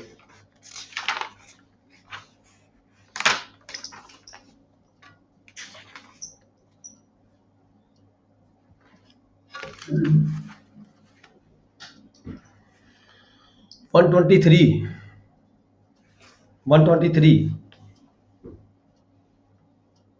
ਪੇਜ ਨੰਬਰ 123 ਹੈ। ਜਿਹੜੇ ਪਹਿਲੇ 7 ਖਾਨੇ ਹੁੰਦੇ ਇੰਤਕਾਲ ਦੇ ਜਿਹੜਾ ਰਜਿਸਟਰ ਹੈ ਇਹਦੇ ਕੋਲ 15 ਖਾਨੇ ਹੁੰਦੇ ਆ। ਪਹਿਲੇ 7 ਖਾਨੇ ਜਮ੍ਹਾਂਬੰਦੀ ਦੇ ਮੁਤਾਬਕ ਭਰੇ ਜਾਂਦੇ ਆ। 8 ਤੋਂ 12 ਖਾਨੇ ਜਿਹੜਾ ਨਵਾਂ ਸੋਧਾ ਹੋਇਆ ਅੰਦਰਾਜ ਹੈ, ਕੋਈ ਸਾਡੇ ਕੋਲੇ ਕੋਈ ਰਜਿਸਟਰੀ ਆਈ ਹੈ ਉਹਦੇ ਮੁਤਾਬਕ ਦਰਜ ਕਰਨਾ ਹੈ, ਕੋਈ ਤਵਾਲਾ ਆਇਆ ਉਹਦੇ ਮੁਤਾਬਕ ਦਰਜ ਕਰਨਾ ਹੈ, ਜਾਂ ਕੋਈ ਵਿਰਾਸਤ ਦਾ ਇੰਤਕਾਲ ਦਰਜ ਕਰਨਾ ਉਹਦੇ ਮੁਤਾਬਕ ਜਿਹੜੇ ਹੈਗੇ 8 ਤੋਂ 12 ਖਾਨੇ ਭਰੇ ਜਾਂਦੇ ਆ। 13 ਖਾਨੇ ਵਿੱਚ ਜਿਹੜੀ ਜ਼ਮੀਨ ਦੀ ਕਿਸਮ ਇੰਤਕਾਲ ਦੀ ਕਿਸਮ ਦਰਜ ਕੀਤੀ ਜਾਂਦੀ ਹੈ, ਠੀਕ ਹੈ। ਖਾਨਾ ਨੰਬਰ 14 ਦੇ ਵਿੱਚ ਇੰਤਕਾਲ ਦੀ ਫੀਸ ਦਰਜ ਹੁੰਦੀ ਹੈ। 15 ਨੰਬਰ ਖਾਨੇ ਜਿਹੜੀ ਪਟਵਾਰੀ ਹਲਕਾ ਵੱਲੋਂ ਰਿਪੋਰਟ ਦਰਜ ਕੀਤੀ ਜਾਂਦੀ ਹੈ। ਇੰਤਕਾਲ ਦੀਆਂ ਕੁਝ ਕਿਸਮਾਂ ਬਾਰੇ ਦੱਸਿਆ ਗਿਆ ਥੋੜਾ ਜਿਹਾ, ਇੱਥੇ ਤੁਸੀਂ ਵੀ ਦੇਖ ਲਓ ਇੰਤਕਾਲ ਦੀਆਂ ਕਿਸਮਾਂ ਕਿੰਨੀਆਂ ਹੁੰਦੀਆਂ। ਪੈਰਾ 24.6 ਇਸ ਬੁੱਕ ਦਾ, ਪੈਰਾ 24.6 ਇੰਤਕਾਲ ਦੀਆਂ ਕਿਸਮਾਂ, ਠੀਕ ਹੈ। ਤੇ ਨਾਲ ਹੀ ਨਮੂਨੇ ਬਣਾ ਕੇ ਦਿਖਾਏ ਗਏ ਇੰਤਕਾਲਾਂ ਦੇ। ਇਹ ਜਿਹੜਾ ਹੈਗਾ ਇੰਤਕਾਲ ਦੀਆਂ ਕਿਸਮਾਂ ਲੜੀ ਨੰਬਰ ਦਿੱਤਾ ਗਿਆ, ਫਿਰ ਦੂਜਾ ਇੰਤਕਾਲ ਦੀ ਕਿਸਮ ਦੱਸੀ ਗਈ ਹੈ, ਤੇ ਤੀਜਾ ਜਿਹੜਾ ਕਾਲਮ ਹੈਗਾ ਇਹਦੇ ਵਿੱਚ ਦੱਸਿਆ ਗਿਆ ਇੰਤਕਾਲ ਦਾ ਨਮੂਨਾ, ਇੰਤਕਾਲ ਨੰਬਰ ਪਾਇਆ ਗਿਆ ਤੇ ਪੇਜ ਨੰਬਰ ਪਾਇਆ ਗਿਆ। ਇੰਤਕਾਲ ਨੰਬਰ ਦੱਸਿਆ ਗਿਆ ਵੀ ਕਿੰਨੇ ਨੰਬਰ ਤੇ ਇੰਤਕਾਲ ਹੈ, ਇੰਤਕਾਲ ਨੰਬਰ ਕਿੰਨਾ ਹੈਗਾ। ਇਹ ਜੇ ਤੁਸੀਂ ਨਮੂਨਾ ਚੈੱਕ ਕਰਨਾ ਹੈ, ਜਿਵੇਂ ਵੈਦਾ ਇੰਤਕਾਲ ਹੈ, ਠੀਕ ਹੈ, ਇੰਤਕਾਲ ਨੰਬਰ 1 ਦੇਖ ਸਕਦੇ ਹੋ ਇਸੇ ਬੁੱਕ ਦੇ ਵਿੱਚ, ਇਹਦੇ ਨਾਲ ਹੀ ਇਸ ਤੋਂ ਪਿੱਛੇ ਸ਼ੁਰੂ ਹੋ ਜਾਂਦਾ ਹੈ। ਰਹਿਣ ਦਾ ਇੰਤਕਾਲ ਹੈ, ਇੰਤਕਾਲ ਨੰਬਰ 2 ਦੇਖ ਸਕਦੇ ਹੋ। ਆਜ਼ਾਦੀ ਰਹਿਣ ਦਾ ਇੰਤਕਾਲ ਹੈ, ਉਹ ਵੀ ਇਹਦੇ ਨਾਲ ਹੀ ਦਰਜ ਕੀਤਾ ਗਿਆ, 2 ਦੇ ਵਿੱਚ ਹੀ ਨਾਲ ਹੀ ਹੈ। ਰਹਿਣ ਦਾ ਇੰਤਕਾਲ ਹੁੰਦਾ ਹੈ। ਆਜ਼ਾਦੀ ਰਹਿਣ ਕੀ ਹੁੰਦੀ ਹੈ? ਆਜ਼ਾਦੀ ਰਹਿਣ ਹੁੰਦੀ ਹੈ ਜਿਵੇਂ ਰਹਿਣ ਦੇ ਉੱਪਰ ਕੁਝ ਹੋਰ ਰਕਮ ਦਿੱਤੀ ਗਈ, ਠੀਕ ਹੈ, ਉਹ ਆਜ਼ਾਦੀ ਰਹਿਣ ਹੋ ਜਾਂਦੀ ਹੈ। ਰਹਿਣ ਅੱਗੇ ਆਪਾਂ ਡਿਟੇਲ 'ਚ ਪੜ੍ਹਦੇ ਹਾਂ, ਇਹ ਕਿਸਮਾਂ ਪੜ੍ਹ ਰਹੇ ਹਾਂ ਪਹਿਲਾਂ, ਠੀਕ ਹੈ। ਰਹਿਣ ਹੈਗੀ ਇੰਤਕਾਲ ਨੰਬਰ 3 ਤੇ ਦਰਜ ਕੀਤੀ ਗਈ ਹੈ। ਫਕੁਲ ਰਹਿਣ ਦਾ ਇੰਤਕਾਲ ਹੈ, 4 ਨੰਬਰ ਹੈ, ਠੀਕ ਹੈ ਜੀ। ਅੱਗੇ ਹੈਗਾ ਬਹਿਕ ਮੁਰਤਨੀ, ਕੋਈ ਜ਼ਮੀਨ ਗਹਿਣੇ ਪਈ ਹੈ, ਕੋਈ ਬੰਦਾ ਅੱਗੇ ਉਸ ਨੂੰ ਬੈ ਕਰ ਦਿੰਦਾ ਹੈ, ਉਹ ਜਿਹੜੇ ਰਹਿਣ ਦੇ ਜਿਹੜੇ ਹੱਕ ਨੇ, ਉਹ ਬੇਬਕੈਮੀ ਰਹਿਣ ਹੁੰਦਾ ਹੈ। ਬਹਿਕ ਮੁਰਤਨੀ, ਆਪਣੇ ਮੁਰਤਨ ਦੇ ਜਿਹੜੇ ਰਾਈਟਸ ਨੇ ਉਹਨੂੰ ਅੱਗੇ ਤਬਦੀਲ ਕਰ ਦੇਣਾ, ਉਹਨੂੰ ਅਸੀਂ ਬਹਿਕ ਮੁਰਤਨੀ ਕਹਿੰਦੇ ਹਾਂ। ਇੰਤਕਾਲ ਨੰਬਰ 5 ਹੈ। ਬੇਬਕੈਮੀ ਰਹਿਣ ਹੈ, ਜ਼ਮੀਨ ਰਹਿਣ ਖੜੀ ਹੈ ਪਹਿਲਾਂ ਤੋਂ ਹੀ, ਪਰ ਅਸੀਂ ਸੇਲ ਕਰਨਾ ਚਾਹੁੰਦੇ ਹਾਂ, ਰਹਿਣ ਵਾਲਾ ਲੈਣੇ ਨਹੀਂ ਚਾਹੁੰਦਾ, ਪਰ ਅਸੀਂ ਕਿਸੇ ਥਰਡ ਪਰਸਨ ਨੂੰ ਸੇਲ ਕਰਨਾ ਚਾਹੁੰਦੇ ਹਾਂ, ਤਾਂ ਰਹਿਣ ਕਾਇਮ ਰਹਿ ਜਾਂਦੀ ਹੈ ਤੇ ਅੱਗੇ ਟ੍ਰਾਂਸਫਰ ਹੋ ਜਾਂਦੀ ਹੈ। ਇੰਤਕਾਲ ਨੰਬਰ 6 ਤੇ ਸਭ ਦਿਖਾਏ ਹੋਏ ਨੇ, ਬਣਾ ਕੇ ਦੱਸੇ ਗਏ ਨੇ ਕਿਵੇਂ ਦਰਜ ਹੁੰਦੇ ਆ। ਫਕਤ ਕਮੀਲੀ ਜਾਂ ਫਕਤ ਤਰਤੀਬੀ ਦਾ ਇੰਤਕਾਲ ਹੁੰਦਾ ਹੈ। ਫਕਤ ਕਮੀਲੀ ਜਦੋਂ ਜ਼ਮੀਨ ਕੋਈ ਗਹਿਣੇ ਹੁੰਦੀ ਹੈ, ਉਹੀ ਮਾਲਕ ਪਰਚੇਜ ਕਰ ਲੈਂਦਾ ਹੈ, ਠੀਕ ਹੈ। ਤਾਂ ਜਿਸ ਵਿਅਕਤੀ ਕੋਲੇ ਗਹਿਣੇ ਹੁੰਦੀ ਹੈ, ਉਹੀ ਵਿਅਕਤੀ ਉਸ ਪ੍ਰੋਪਰਟੀ ਨੂੰ ਪਰਚੇਜ ਕਰ ਲੈਂਦਾ ਹੈ। ਤਾਂ ਫਕਤ ਕਮੀਲੀ ਦਰਜ ਕਰਕੇ, ਯਾਨੀ ਕਿ ਉਹਦੀ ਜਿਹੜੀ ਇਹ ਰਹਿਣ ਦੀ ਜਿਹੜੀ ਇੰਦਰਾਜ ਹੁੰਦਾ ਉਹਨੂੰ ਖਤਮ ਕਰ ਸਕਦੇ ਹਾਂ ਅਸੀਂ। ਤਾਂ ਇੰਤਕਾਲ ਨੰਬਰ 8 ਦਰਜ ਕੀਤਾ ਗਿਆ ਹੈ, ਉਹ ਤੁਸੀਂ ਦੇਖ ਸਕਦੇ ਹੋ। ਫਕਤ ਤਰਤੀਬੀ ਵੀ ਕਹਿੰਦੇ ਨੇ ਉਸਨੂੰ, ਫਕਤ ਕਮੀਲੀ ਵੀ ਕਹਿੰਦੇ ਨੇ। ਵਿਰਾਸਤ ਰਜਿਸਟਰਡ ਵਸੀਅਤ ਰਾਹੀਂ ਇੰਤਕਾਲ ਨੰਬਰ 9 ਵਿਰਾਸਤ ਕੁਰਸੀਨਾਮਾ ਦੇ ਮੁਤਾਬਕ ਇੰਤਕਾਲ ਨੰਬਰ 10 ਹੈ। ਖਾਨਗੀ ਵਿਰਾਸਤ ਦਾ ਇੰਤਕਾਲ ਦਰਜ ਕੀਤਾ ਗਿਆ ਹੈ 10/1 ਦੇ ਉੱਪਰ। ਹੇਬਾਨਾਮਾ ਹੈ 11 ਨੰਬਰ ਉੱਪਰ ਦਰਜ ਕੀਤਾ ਗਿਆ। ਖਰਾਜ਼ਨਾਮਾ ਦਾ ਇੰਤਕਾਲ ਹੁੰਦਾ ਹੈ 12 ਨੰਬਰ ਤੇ। ਪਟਾਨਾਮਾ 13 ਨੰਬਰ ਤੇ। ਪਟਾ ਮਨਸੂਖੀ 14 ਨੰਬਰ ਤੇ ਹੈ। ਫਿਰ ਤਵਾਲੇ ਦਾ ਇੰਤਕਾਲ ਦਰਜ ਕਰਕੇ ਦਿਖਾਇਆ ਗਿਆ ਹੈ। ਤਵਾਲਾ ਖਾਨਗੀ ਹੈ 15 ਨੰਬਰ ਤੇ ਹੈ। ਤਵਾਲਾ ਰਜਿਸਟਰ ਵੀ ਦਰਜ ਕੀਤਾ ਹੋਇਆ ਹੈਗਾ। ਤਕਸੀਮ ਦਾ ਇੰਤਕਾਲ ਹੈ, ਤਕਸੀਮ ਖਾਨਗੀ ਦਾ ਇੰਤਕਾਲ ਹੈ। ਇਹ ਹੈਗਾ ਫਿਰ ਤਕਸੀਮ ਵੱਲੋਂ ਮਾਲ ਅਫੀਸਰ, ਤਬਦੀਲ ਮਲਕੀਅਤ ਵੱਲੋਂ ਅਦਾਲਤ, ਤਬਦੀਲ ਮਲਕੀਅਤ ਰਾਹੀਂ ਰਜਿਸਟਰੀ। ਇਹ ਜਿਹੜੀਆਂ ਕੁਝ ਕਿਸਮਾਂ ਹੈਗੀਆਂ ਇੰਤਕਾਲਾਂ ਦੀਆਂ 22 ਜਿਹੜੀਆਂ ਦਿਖਾਈਆਂ ਗਈਆਂ ਨੇ, ਠੀਕ ਹੈ। ਇਹਨਾਂ ਨੂੰ ਤੁਸੀਂ ਦੇਖ ਸਕਦੇ ਹੋ। ਰਹਿਣ ਬਾਰੇ ਸਭ ਨੂੰ ਪਤਾ ਹੈ, ਬੈ ਬਾਰੇ ਸਭ ਨੂੰ ਪਤਾ ਹੈ, ਫੱਕ ਰਹਿਣ ਬਾਰੇ ਸਭ ਨੂੰ ਪਤਾ ਹੈ। ਜਦੋਂ ਕੋਈ ਜ਼ਮੀਨ ਗਹਿਣੇ ਹੁੰਦੀ ਹੈ ਉਹਨੂੰ ਅਸੀਂ ਫੱਕ ਕਰਵਾ ਲੈਂਦੇ ਹਾਂ, ਠੀਕ ਹੈ। ਪੈਸੇ ਵਾਪਸ ਕਰਕੇ ਫੱਕ ਕਰਾਈ ਜਾਂਦੀ ਹੈ। ਜੇ ਕੋਈ ਬੰਦਾ ਪੈਸੇ ਨਾ ਲਵੇ, ਠੀਕ ਹੈ, ਫੱਕ ਨਾ ਕਰੇ, ਤਾਂ ਜਿਹੜਾ ਇਹਦਾ suit for redemption in the court of SDM ਦਾਇਰ ਕਰਕੇ ਅਸੀਂ ਫੱਕ ਕਰਵਾ ਸਕਦੇ ਹਾਂ। ਫੱਕ ਬਹਿਕ ਮੁਰਤਨੀ ਇੰਤਕਾਲ। ਬਹਿਕ ਮੁਰਤਨੀ ਕੀ ਹੁੰਦਾ? ਦੇਖੋ, ਇਹ ਥੋੜ੍ਹਾ ਜਿਹਾ ਨਾਮ ਹੈ ਤੁਹਾਡੇ ਲਈ, ਕੁਝ ਬੰਦਿਆਂ ਲਈ, ਬਾਕੀ ਨੂੰ ਤਾਂ ਸਾਰਿਆਂ ਨੂੰ ਪਤਾ ਹੋਵੇਗਾ। ਜਦੋਂ ਕਿਸੇ ਜ਼ਮੀਨ ਮਾਲਕ ਨੇ ਆਪਣੀ ਜ਼ਮੀਨ ਕਿਸੇ ਦੂਜੇ ਪਾਸ ਮੁਕਰਰ ਸਮੇਂ ਦੇ ਲਈ ਮੁਕਰਰ ਰਕਮ ਦੇ ਵਿੱਚ ਰਹਿਣ ਕੀਤੀ ਗਈ ਹੋਵੇ, ਪਰੰਤੂ ਮੁਕਰਰ ਮਿਤੀ ਤੋਂ ਪਹਿਲਾਂ ਹੀ ਮੁਰਤਨ ਰਹਿਣ ਦੀ ਰਕਮ ਵਸੂਲ ਕਰਕੇ ਜ਼ਮੀਨ ਮਾਲਕ ਨੂੰ ਵਾਪਸ ਕਰਨੀ ਚਾਹੁੰਦਾ ਹੋਵੇ ਅਤੇ ਜ਼ਮੀਨ ਮਾਲਕ ਰਹਿਣ ਦੀ ਰਕਮ ਵਾਪਸ ਕਰਨ ਤੋਂ ਅਸਮਰਥ ਹੋਵੇ, ਮਾਲਕ ਰਹਿਣ ਦੀ ਜਿਹੜੀ ਰਕਮ ਹੈਗੀ ਹੈ ਵਾਪਸ ਕਰਨ ਤੋਂ ਅਸਮਰਥ ਹੋਵੇ, ਇੱਥੇ ਜਿਹੜਾ ਰਾਈਟ ਹੈ ਇਹ ਬਹਿਕ ਮੁਰਤਨੀ ਕੌਣ ਕਰ ਸਕਦਾ ਹੈ? ਬਹਿਕ ਮੁਰਤਨੀ ਕਰ ਸਕਦਾ ਮੁਰਤਨ ਕਹਿੰਦਾ ਮੈਨੂੰ ਤਾਂ ਪੈਸੇ ਚਾਹੀਦੇ ਹੈ, ਠੀਕ ਹੈ, ਸਮਾਂ ਜੇ ਪੂਰਾ ਨਹੀਂ ਹੋਇਆ ਰਹਿਣ ਦਾ, ਮੈਨੂੰ ਪੈਸੇ ਚਾਹੀਦੇ ਹੈ, ਤੂੰ ਮੈਨੂੰ ਪੈਸੇ ਦੇ ਦੇ, ਆਪਣੀ ਜ਼ਮੀਨ ਵਾਪਸ ਲੈ ਲੈ। ਪਰ ਮਾਲਕ ਕਹਿੰਦਾ ਮੇਰੇ ਕੋਲ ਪੈਸੇ ਨਹੀਂ ਹੈਗੇ। ਤਾਂ ਜਿਹੜਾ ਮੁਰਤਨ ਹੁੰਦਾ ਹੈ ਉਹ ਜਿਹੜੇ ਆਪਣੇ ਰਾਈਟਸ ਹੁੰਦੇ ਨੇ, ਰਹਿਣ ਦੇ ਜਿਹੜੇ ਰਾਈਟਸ ਹੁੰਦੇ ਨੇ, ਜ਼ਮੀਨ ਮਾਲਕ ਰਹਿਣ ਦੀ ਰਕਮ ਵਾਪਸ ਕਰਨ ਤੋਂ ਅਸਮਰਥ ਹੋਵੇ ਤਾਂ ਅਜਿਹੀ ਸਥਿਤੀ ਵਿੱਚ ਜਿਹੜਾ ਮੁਰਤਨ ਹੈਗਾ ਆਪਣੇ ਰਹਿਣ ਦੇ ਜਿਹੜੇ ਹੱਕ ਹੈਗੇ ਆ ਕਿਸੇ ਤੀਜੇ ਵਿਅਕਤੀ ਨੂੰ ਬੈ ਕਰ ਸਕਦਾ ਹੈ। ਰਹਿਣ ਦੇ ਹੱਕਾਂ ਨੂੰ ਸੇਲ ਕਰਨਾ ਮਤਲਬ ਕਹਿੰਦਾ ਭਾਵ ਇਹ ਹੈ, ਰਹੇਗਾ ਉਹ ਮੁਰਤਨ, ਉਹ ਮੁਸ਼ਤਰੀ ਨਹੀਂ ਬਣੇਗਾ। ਹੁਣ ਉਹਦੀ ਏ ਦੀ ਥਾਂ ਤੇ ਜਿਹੜਾ ਬੀ ਹੈਗਾ, ਬੀ ਮੁਰਤਨ ਬਣ ਜਾਏਗਾ, ਭਾਵ ਕਿਸੇ ਤੀਜੇ ਵਿਅਕਤੀ ਤੋਂ ਰਹਿਣ ਦੀ ਰਕਮ ਵਸੂਲ ਕਰਕੇ ਉਸ ਨੂੰ ਜ਼ਮੀਨ ਦਾ ਕਬਜ਼ਾ ਛੱਡ ਦਿੰਦਾ ਹੈ ਅਤੇ ਜ਼ਮੀਨ ਦਾ ਜਿਹੜਾ ਮਾਲਕ ਹੈ ਮੁਕਰਰ ਮਿਆਦ ਪੂਰੀ ਹੋਣ ਤੇ ਤੀਜੇ ਵਿਅਕਤੀ ਨੂੰ ਰਹਿਣ ਦੀ ਰਕਮ ਅਦਾ ਕਰਕੇ ਆਪਣੀ ਜ਼ਮੀਨ ਵਾਪਸ ਕਰਾਏਗਾ, ਠੀਕ ਹੈ। ਇਹਦੀ ਐਗਜ਼ਾਮਪਲ ਬਣਾ ਕੇ ਦਿਖਾਈ ਗਈ ਹੈ। ਤੁਸੀਂ ਇੰਤਕਾਲ ਵੀ ਦੇਖ ਸਕਦੇ ਹੋ।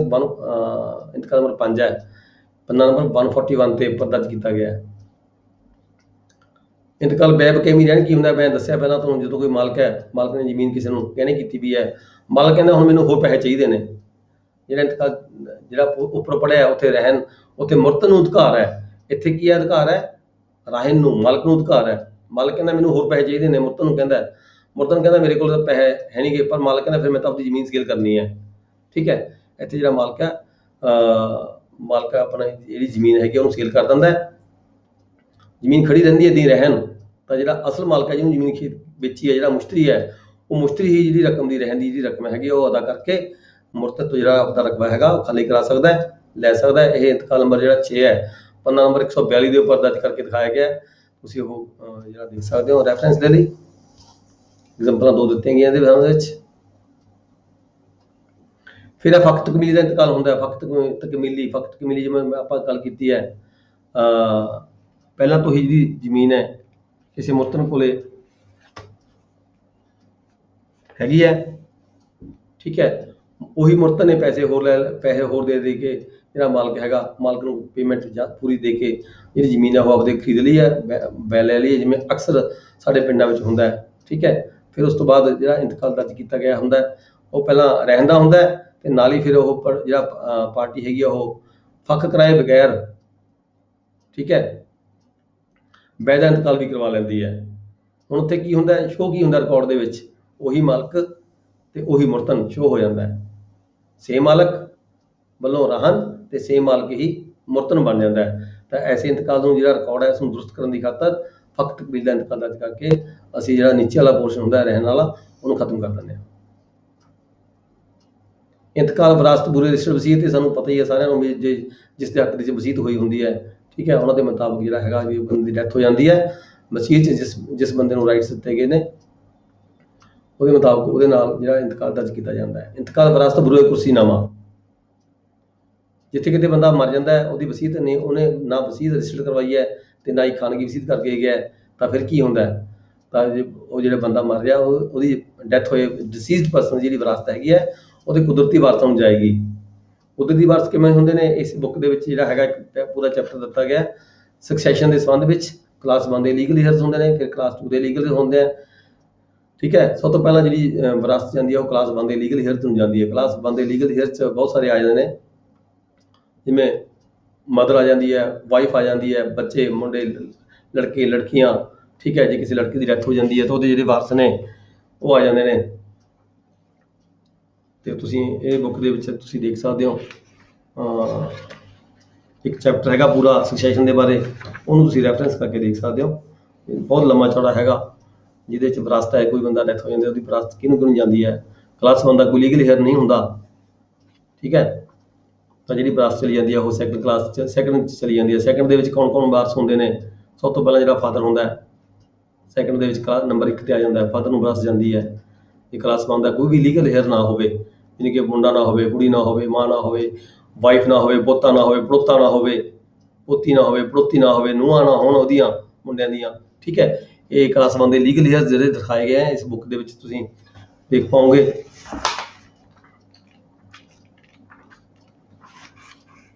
ਜਿਹੜਾ ਹੈਗਾ ਚੈਪਟਰ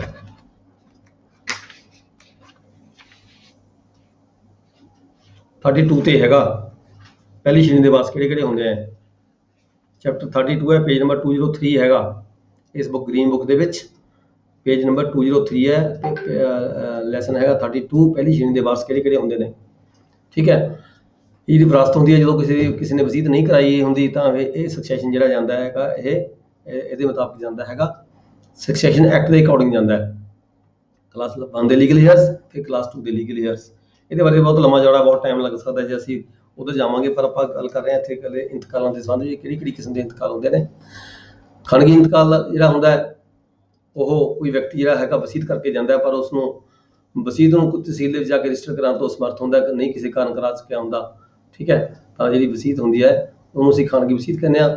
ਇਸ ਨੂੰ ਅਸੀਂ ਇਗਨੋਰ ਨਹੀਂ ਕਰ ਸਕਦੇ ਜੇ ਕੋਈ ਇੰਤਕਾਲ ਦਰਜ ਕਰਨਾ ਹੈ, ਠੀਕ ਹੈ। ਜੇ ਬੰਦੇ ਕੋਲ ਰਜਿਸਟਰ ਵਸੀਅਤ ਨਹੀਂ ਤਾਂ ਖਾਨਗੀ ਵਸੀਅਤ ਦਰਜ ਕੀਤਾ ਜਾਂਦਾ ਹੈ। ਦੂਜੀ ਗੱਲ ਇਹ ਵੀ ਹੈਗੀ ਹੈ ਵੀ ਜਿਹੜੀ ਲਾਸਟ ਵਸੀਅਤ ਹੁੰਦੀ ਹੈ ਉਹ ਮੰਨਣਯੋਗ ਹੁੰਦੀ ਹੈ, ਚਾਹੇ ਉਹ ਖਾਨਗੀ ਹੋਵੇ ਚਾਹੇ ਉਹ ਰਜਿਸਟਰ ਵਸੀਅਤ ਹੋਵੇ।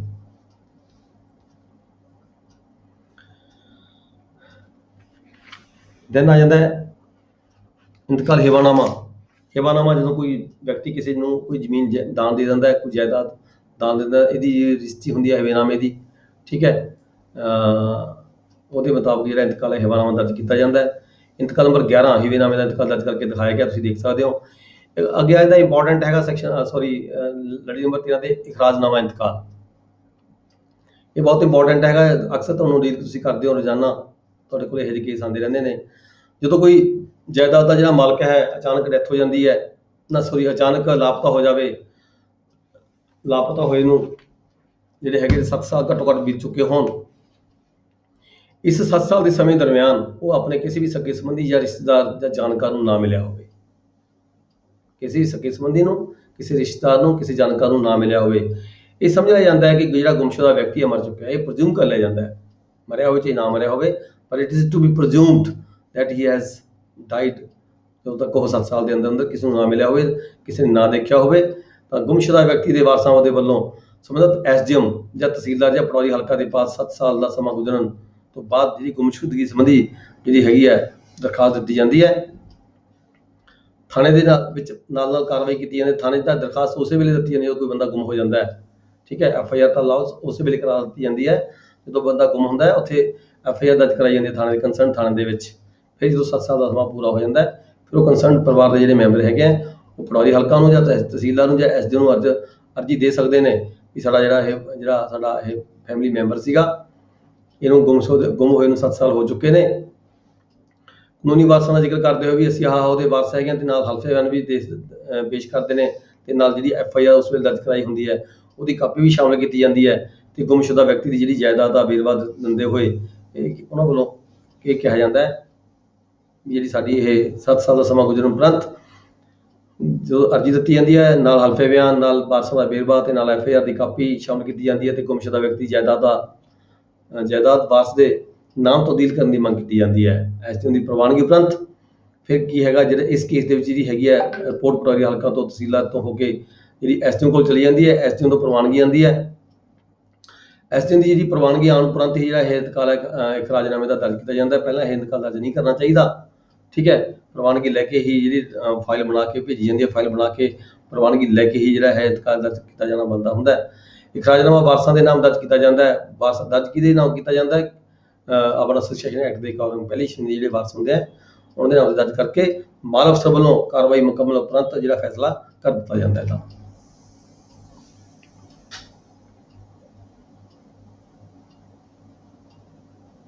ਇੰਤਕਾਲ ਨੰਬਰ 12 ਪੰਨਾ ਨੰਬਰ 153 ਤੇ ਤੁਸੀਂ ਦੇਖ ਸਕਦੇ ਹੋ ਜੀ, ਐਗਜ਼ਾਮਪਲ ਦਿੱਤੀ ਗਈ ਹੈ। ਠੀਕ ਹੈ, ਇਖਰਾਜਨਾਮੇ ਦੇ ਇੰਤਕਾਲ ਦੀ। ਫਿਰ ਇੰਤਕਾਲ ਹੈਗਾ ਪਟਾਨਾਮਾ ਕਿ ਜਦੋਂ ਕੋਈ ਜ਼ਮੀਨ ਕਿਸੇ ਨੂੰ ਲੀਜ਼ ਤੇ ਦੇ ਦਿੰਦਾ ਹੈ। ਜਦੋਂ ਕੋਈ ਵਿਅਕਤੀ ਜ਼ਮੀਨ ਮਾਲਕ, ਗ੍ਰਾਮ ਪੰਚਾਇਤ, ਸਰਕਾਰ ਜਾਂ ਕੋਈ ਵੀ ਸੰਸਥਾ ਆਪਣੀ ਜ਼ਮੀਨ ਜਿਹੜੀ ਕਿਸੇ ਵਿਅਕਤੀ ਨੂੰ ਕਿਸੇ ਮੁਕਰਰ ਸਮੇਂ ਦੇ ਵਿੱਚ ਕੋਤੇ ਦਿੰਦੀ ਹੈ, ਉਸ ਨੂੰ ਅਸੀਂ ਇੰਤਕਾਲ ਦਾ ਪਟਾਨਾਮਾ ਕਹਿੰਦੇ ਹਾਂ। ਠੀਕ ਹੈ, ਇੰਤਕਾਲ ਦੇ ਪਟਾਨਾਮੇ ਸੰਬੰਧੀ ਜਿਹੜਾ ਹੈਗਾ ਇੰਤਕਾਲ ਨੰਬਰ 13 ਪੰਨਾ ਨੰਬਰ 155 ਦੇ ਉੱਪਰ ਦਰਜ ਕਰਕੇ ਦਿਖਾਇਆ ਗਿਆ, ਤੁਸੀਂ ਦੇਖ ਸਕਦੇ ਹੋ। ਫਿਰ ਇੰਤਕਾਲਨਾਮਾ ਪਟਾਨਾਮਾ ਮਨਸੂਖੀ ਹੈਗਾ ਜਦੋਂ ਪਟਾ ਪੂਰਾ ਹੋ ਜਾਂਦਾ ਹੈ, ਜਦੋਂ ਕਿਸੇ ਮਾਲਕ ਨੇ ਆਪਣੀ ਜ਼ਮੀਨ ਕਿਸੇ ਮਾਲਕ ਜਾਂ ਸੰਸਥਾ ਨੂੰ ਕਿਸੇ ਮੁਕਰਰ ਮਿਆਦ ਲਈ ਮੁਕਰਰ ਸਾਲਾਨਾ ਰਕਮ ਉੱਤੇ ਪਟੇ ਉੱਤੇ ਦਿੱਤੀ ਹੁੰਦੀ ਹੈ। ਪਟੇ ਦੀ ਮੁਕਰਰ ਮਿਆਦ ਪੂਰੀ ਹੋਣ ਉਪਰੰਤ ਜ਼ਮੀਨ ਪਟੇ ਉੱਤੇ ਦੇਣ ਵਾਲਾ ਜਿਹੜਾ ਪਟਾ ਖੁਲਿੰਦਾ ਹੈਗਾ ਆਪਣੀ ਜ਼ਮੀਨ ਦਾ ਕਬਜ਼ਾ ਵਾਪਸ ਲੈ ਸਕਦਾ ਹੈ, ਅਤੇ ਪਟੇ ਦੀ ਵਾਪਸੀ ਦੇ ਇੰਤਕਾਲ ਨੂੰ ਪਟਾ ਮਨਸੂਖੀ ਕਿਹਾ ਜਾਂਦਾ ਹੈ। ਇੰਤਕਾਲ ਨੰਬਰ 14 ਪੰਨਾ ਨੰਬਰ 157 ਦੇ ਉੱਪਰ ਦਰਜ ਕਰਕੇ ਦਿਖਾਇਆ ਗਿਆ ਐਗਜ਼ਾਮਪਲ ਵਜੋਂ, ਉਹ ਤੁਸੀਂ ਦੇਖ ਸਕਦੇ ਹੋ। ਫਿਰ ਤਬਾਲੇ ਦਾ ਇੰਤਕਾਲ ਜਦੋਂ ਦੋ ਤਰ੍ਹਾਂ ਹੈਗੀਆਂ ਆਪਦੇ ਰਕਬੇ ਨੂੰ ਆਪਸ ਤਬਦੀਲ ਕਰ ਲੈਂਦੀਆਂ ਨੇ। ਠੀਕ ਹੈ, ਤਬਾਲਾ ਦੋ ਤਰ੍ਹਾਂ ਦਾ ਹੁੰਦਾ, ਤਬਾਲਾ ਖਾਨਗੀ ਵੀ ਹੁੰਦਾ, ਤਬਾਲਾ ਰਜਿਸਟਰਡ ਵੀ ਹੁੰਦਾ। ਤਹਿਸੀਲ ਵਿੱਚ ਜਾ ਕੇ ਜਦੋਂ ਅਸੀਂ ਤਬਾਲਾ ਨੂੰ ਰਜਿਸਟਰਡ ਵੀ ਕਰਾ ਸਕਦੇ ਹਾਂ, ਤੇ ਤਬਾਲਾ ਖਾਨਗੀ ਦੇ ਮੁਤਾਬਕ ਜਿਹੜਾ ਇੰਤਕਾਲ ਹੈ ਉਹ ਵੀ ਦਰਜ ਕਰਾਇਆ ਜਾ ਸਕਦਾ ਹੈ। ਠੀਕ ਹੈ, ਤੇ ਇਹ ਜਿਹੜਾ ਤਬਾਲਾ ਖਾਨਗੀ ਦਾ ਜਿਹੜਾ ਇੰਤਕਾਲ ਹੈ ਇੰਤਕਾਲ ਨੰਬਰ 15 ਪੰਨਾ ਨੰਬਰ 158 ਦੇ ਉੱਪਰ ਦਰਜ ਕਰਕੇ ਦਿਖਾਇਆ ਗਿਆ ਹੈ। ਇਸੇ ਤਰੀਕੇ ਰਜਿਸਟਰਡ ਤਬਾਲਾ ਦਾ ਜਿਹੜਾ ਇੰਤਕਾਲ ਹੈ ਉਹ ਵੀ ਦਰਜ ਕਰ ਸਕਦੇ ਹਾਂ ਅਸੀਂ ਰਿਸ਼ਤੇ ਦੇ ਮੁਤਾਬਕ। ਫਿਰ ਤਕਸੀਮ ਦਾ ਇੰਤਕਾਲ ਹੁੰਦਾ। ਤਕਸੀਮ ਦੇ ਇੰਤਕਾਲ ਵੀ ਦੋ ਤਰ੍ਹਾਂ ਦੇ ਹੁੰਦੇ ਆ। ਤਕਸੀਮ ਖਾਨਵੀ ਹੁੰਦੀ ਹੈ, ਤਕਸੀਮ ਵੱਲੋਂ ਮਾਲ ਅਫਸਰ ਵੀ ਹੁੰਦੀ ਹੈ। ਤਕਸੀਮ ਖਾਨਗੀ ਜੋ ਧਿਰਾਂ ਆਪਸ ਦੇ ਵਿੱਚ ਇਕਰਾਰਨਾਮਾ ਕਰ ਲੈਂਦੇ ਆ, ਤਕਸੀਮ ਖਾਨਗੀ ਵੰਡ ਕਰ ਲੈਂਦੇ ਆ, ਤੁਸੀਂ ਰੋਜ਼ ਅਕਸਰ ਕਰਦੇ ਰਹਿੰਦੇ ਹੋ, ਉਹਦੇ ਮੁਤਾਬਕ ਇੰਤਕਾਲ ਦਰਜ ਕੀਤਾ ਜਾਂਦਾ ਹੈ। ਫਿਰ ਵੀ ਇੱਕ ਇੰਤਕਾਲ ਹੈ ਜਿਹੜਾ ਇੰਤਕਾਲ ਨੰਬਰ 16 ਪੰਨਾ ਨੰਬਰ 159 ਦੇ ਉੱਪਰ ਇਸ ਬੁੱਕ ਦੇ ਵਿੱਚ ਦਰਜ ਕਰਕੇ ਦਿਖਾਇਆ ਗਿਆ। ਸਾਂਝੀ ਕੀਮਤ ਦੀ ਜਿਹੜੀ ਤਕਸੀਮ ਹੈ ਉਹ ਕਰਕੇ ਦਿਖਾਈ ਗਈ ਹੈ ਕਿਵੇਂ ਹੁੰਦੀ ਹੈ।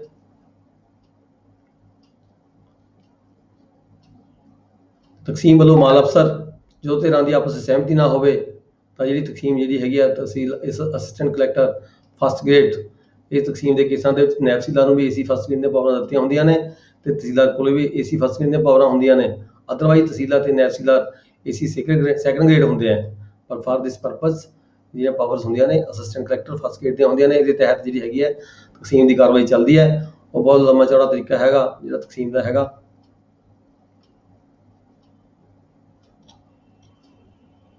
ਪੰਨਾ ਨੰਬਰ 26 ਚੈਪਟਰ ਨੰਬਰ 26 ਹੈਗਾ ਤਕਸੀਮ ਦੇ ਸੰਬੰਧ ਵਿੱਚ।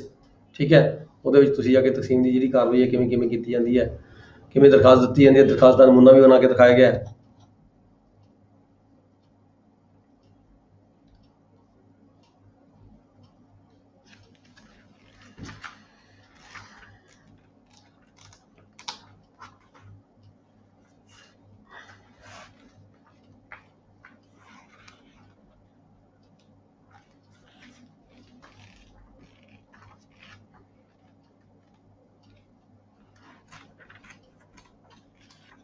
ਮੇਰੇ ਖਿਆਲ ਹੁਣ ਜਿਹੜਾ ਚੈਪਟਰ ਨੰਬਰ 2 ਦਾ ਜਿਹੜਾ ਮਸਾਹ ਦਾ ਜਿਹੜਾ ਪਾਰਟ ਹੈਗਾ ਤੁਹਾਡਾ ਇਹਦੇ ਨਾਲ ਪੂਰਾ ਹੋ ਜਾਂਦਾ ਹੈ।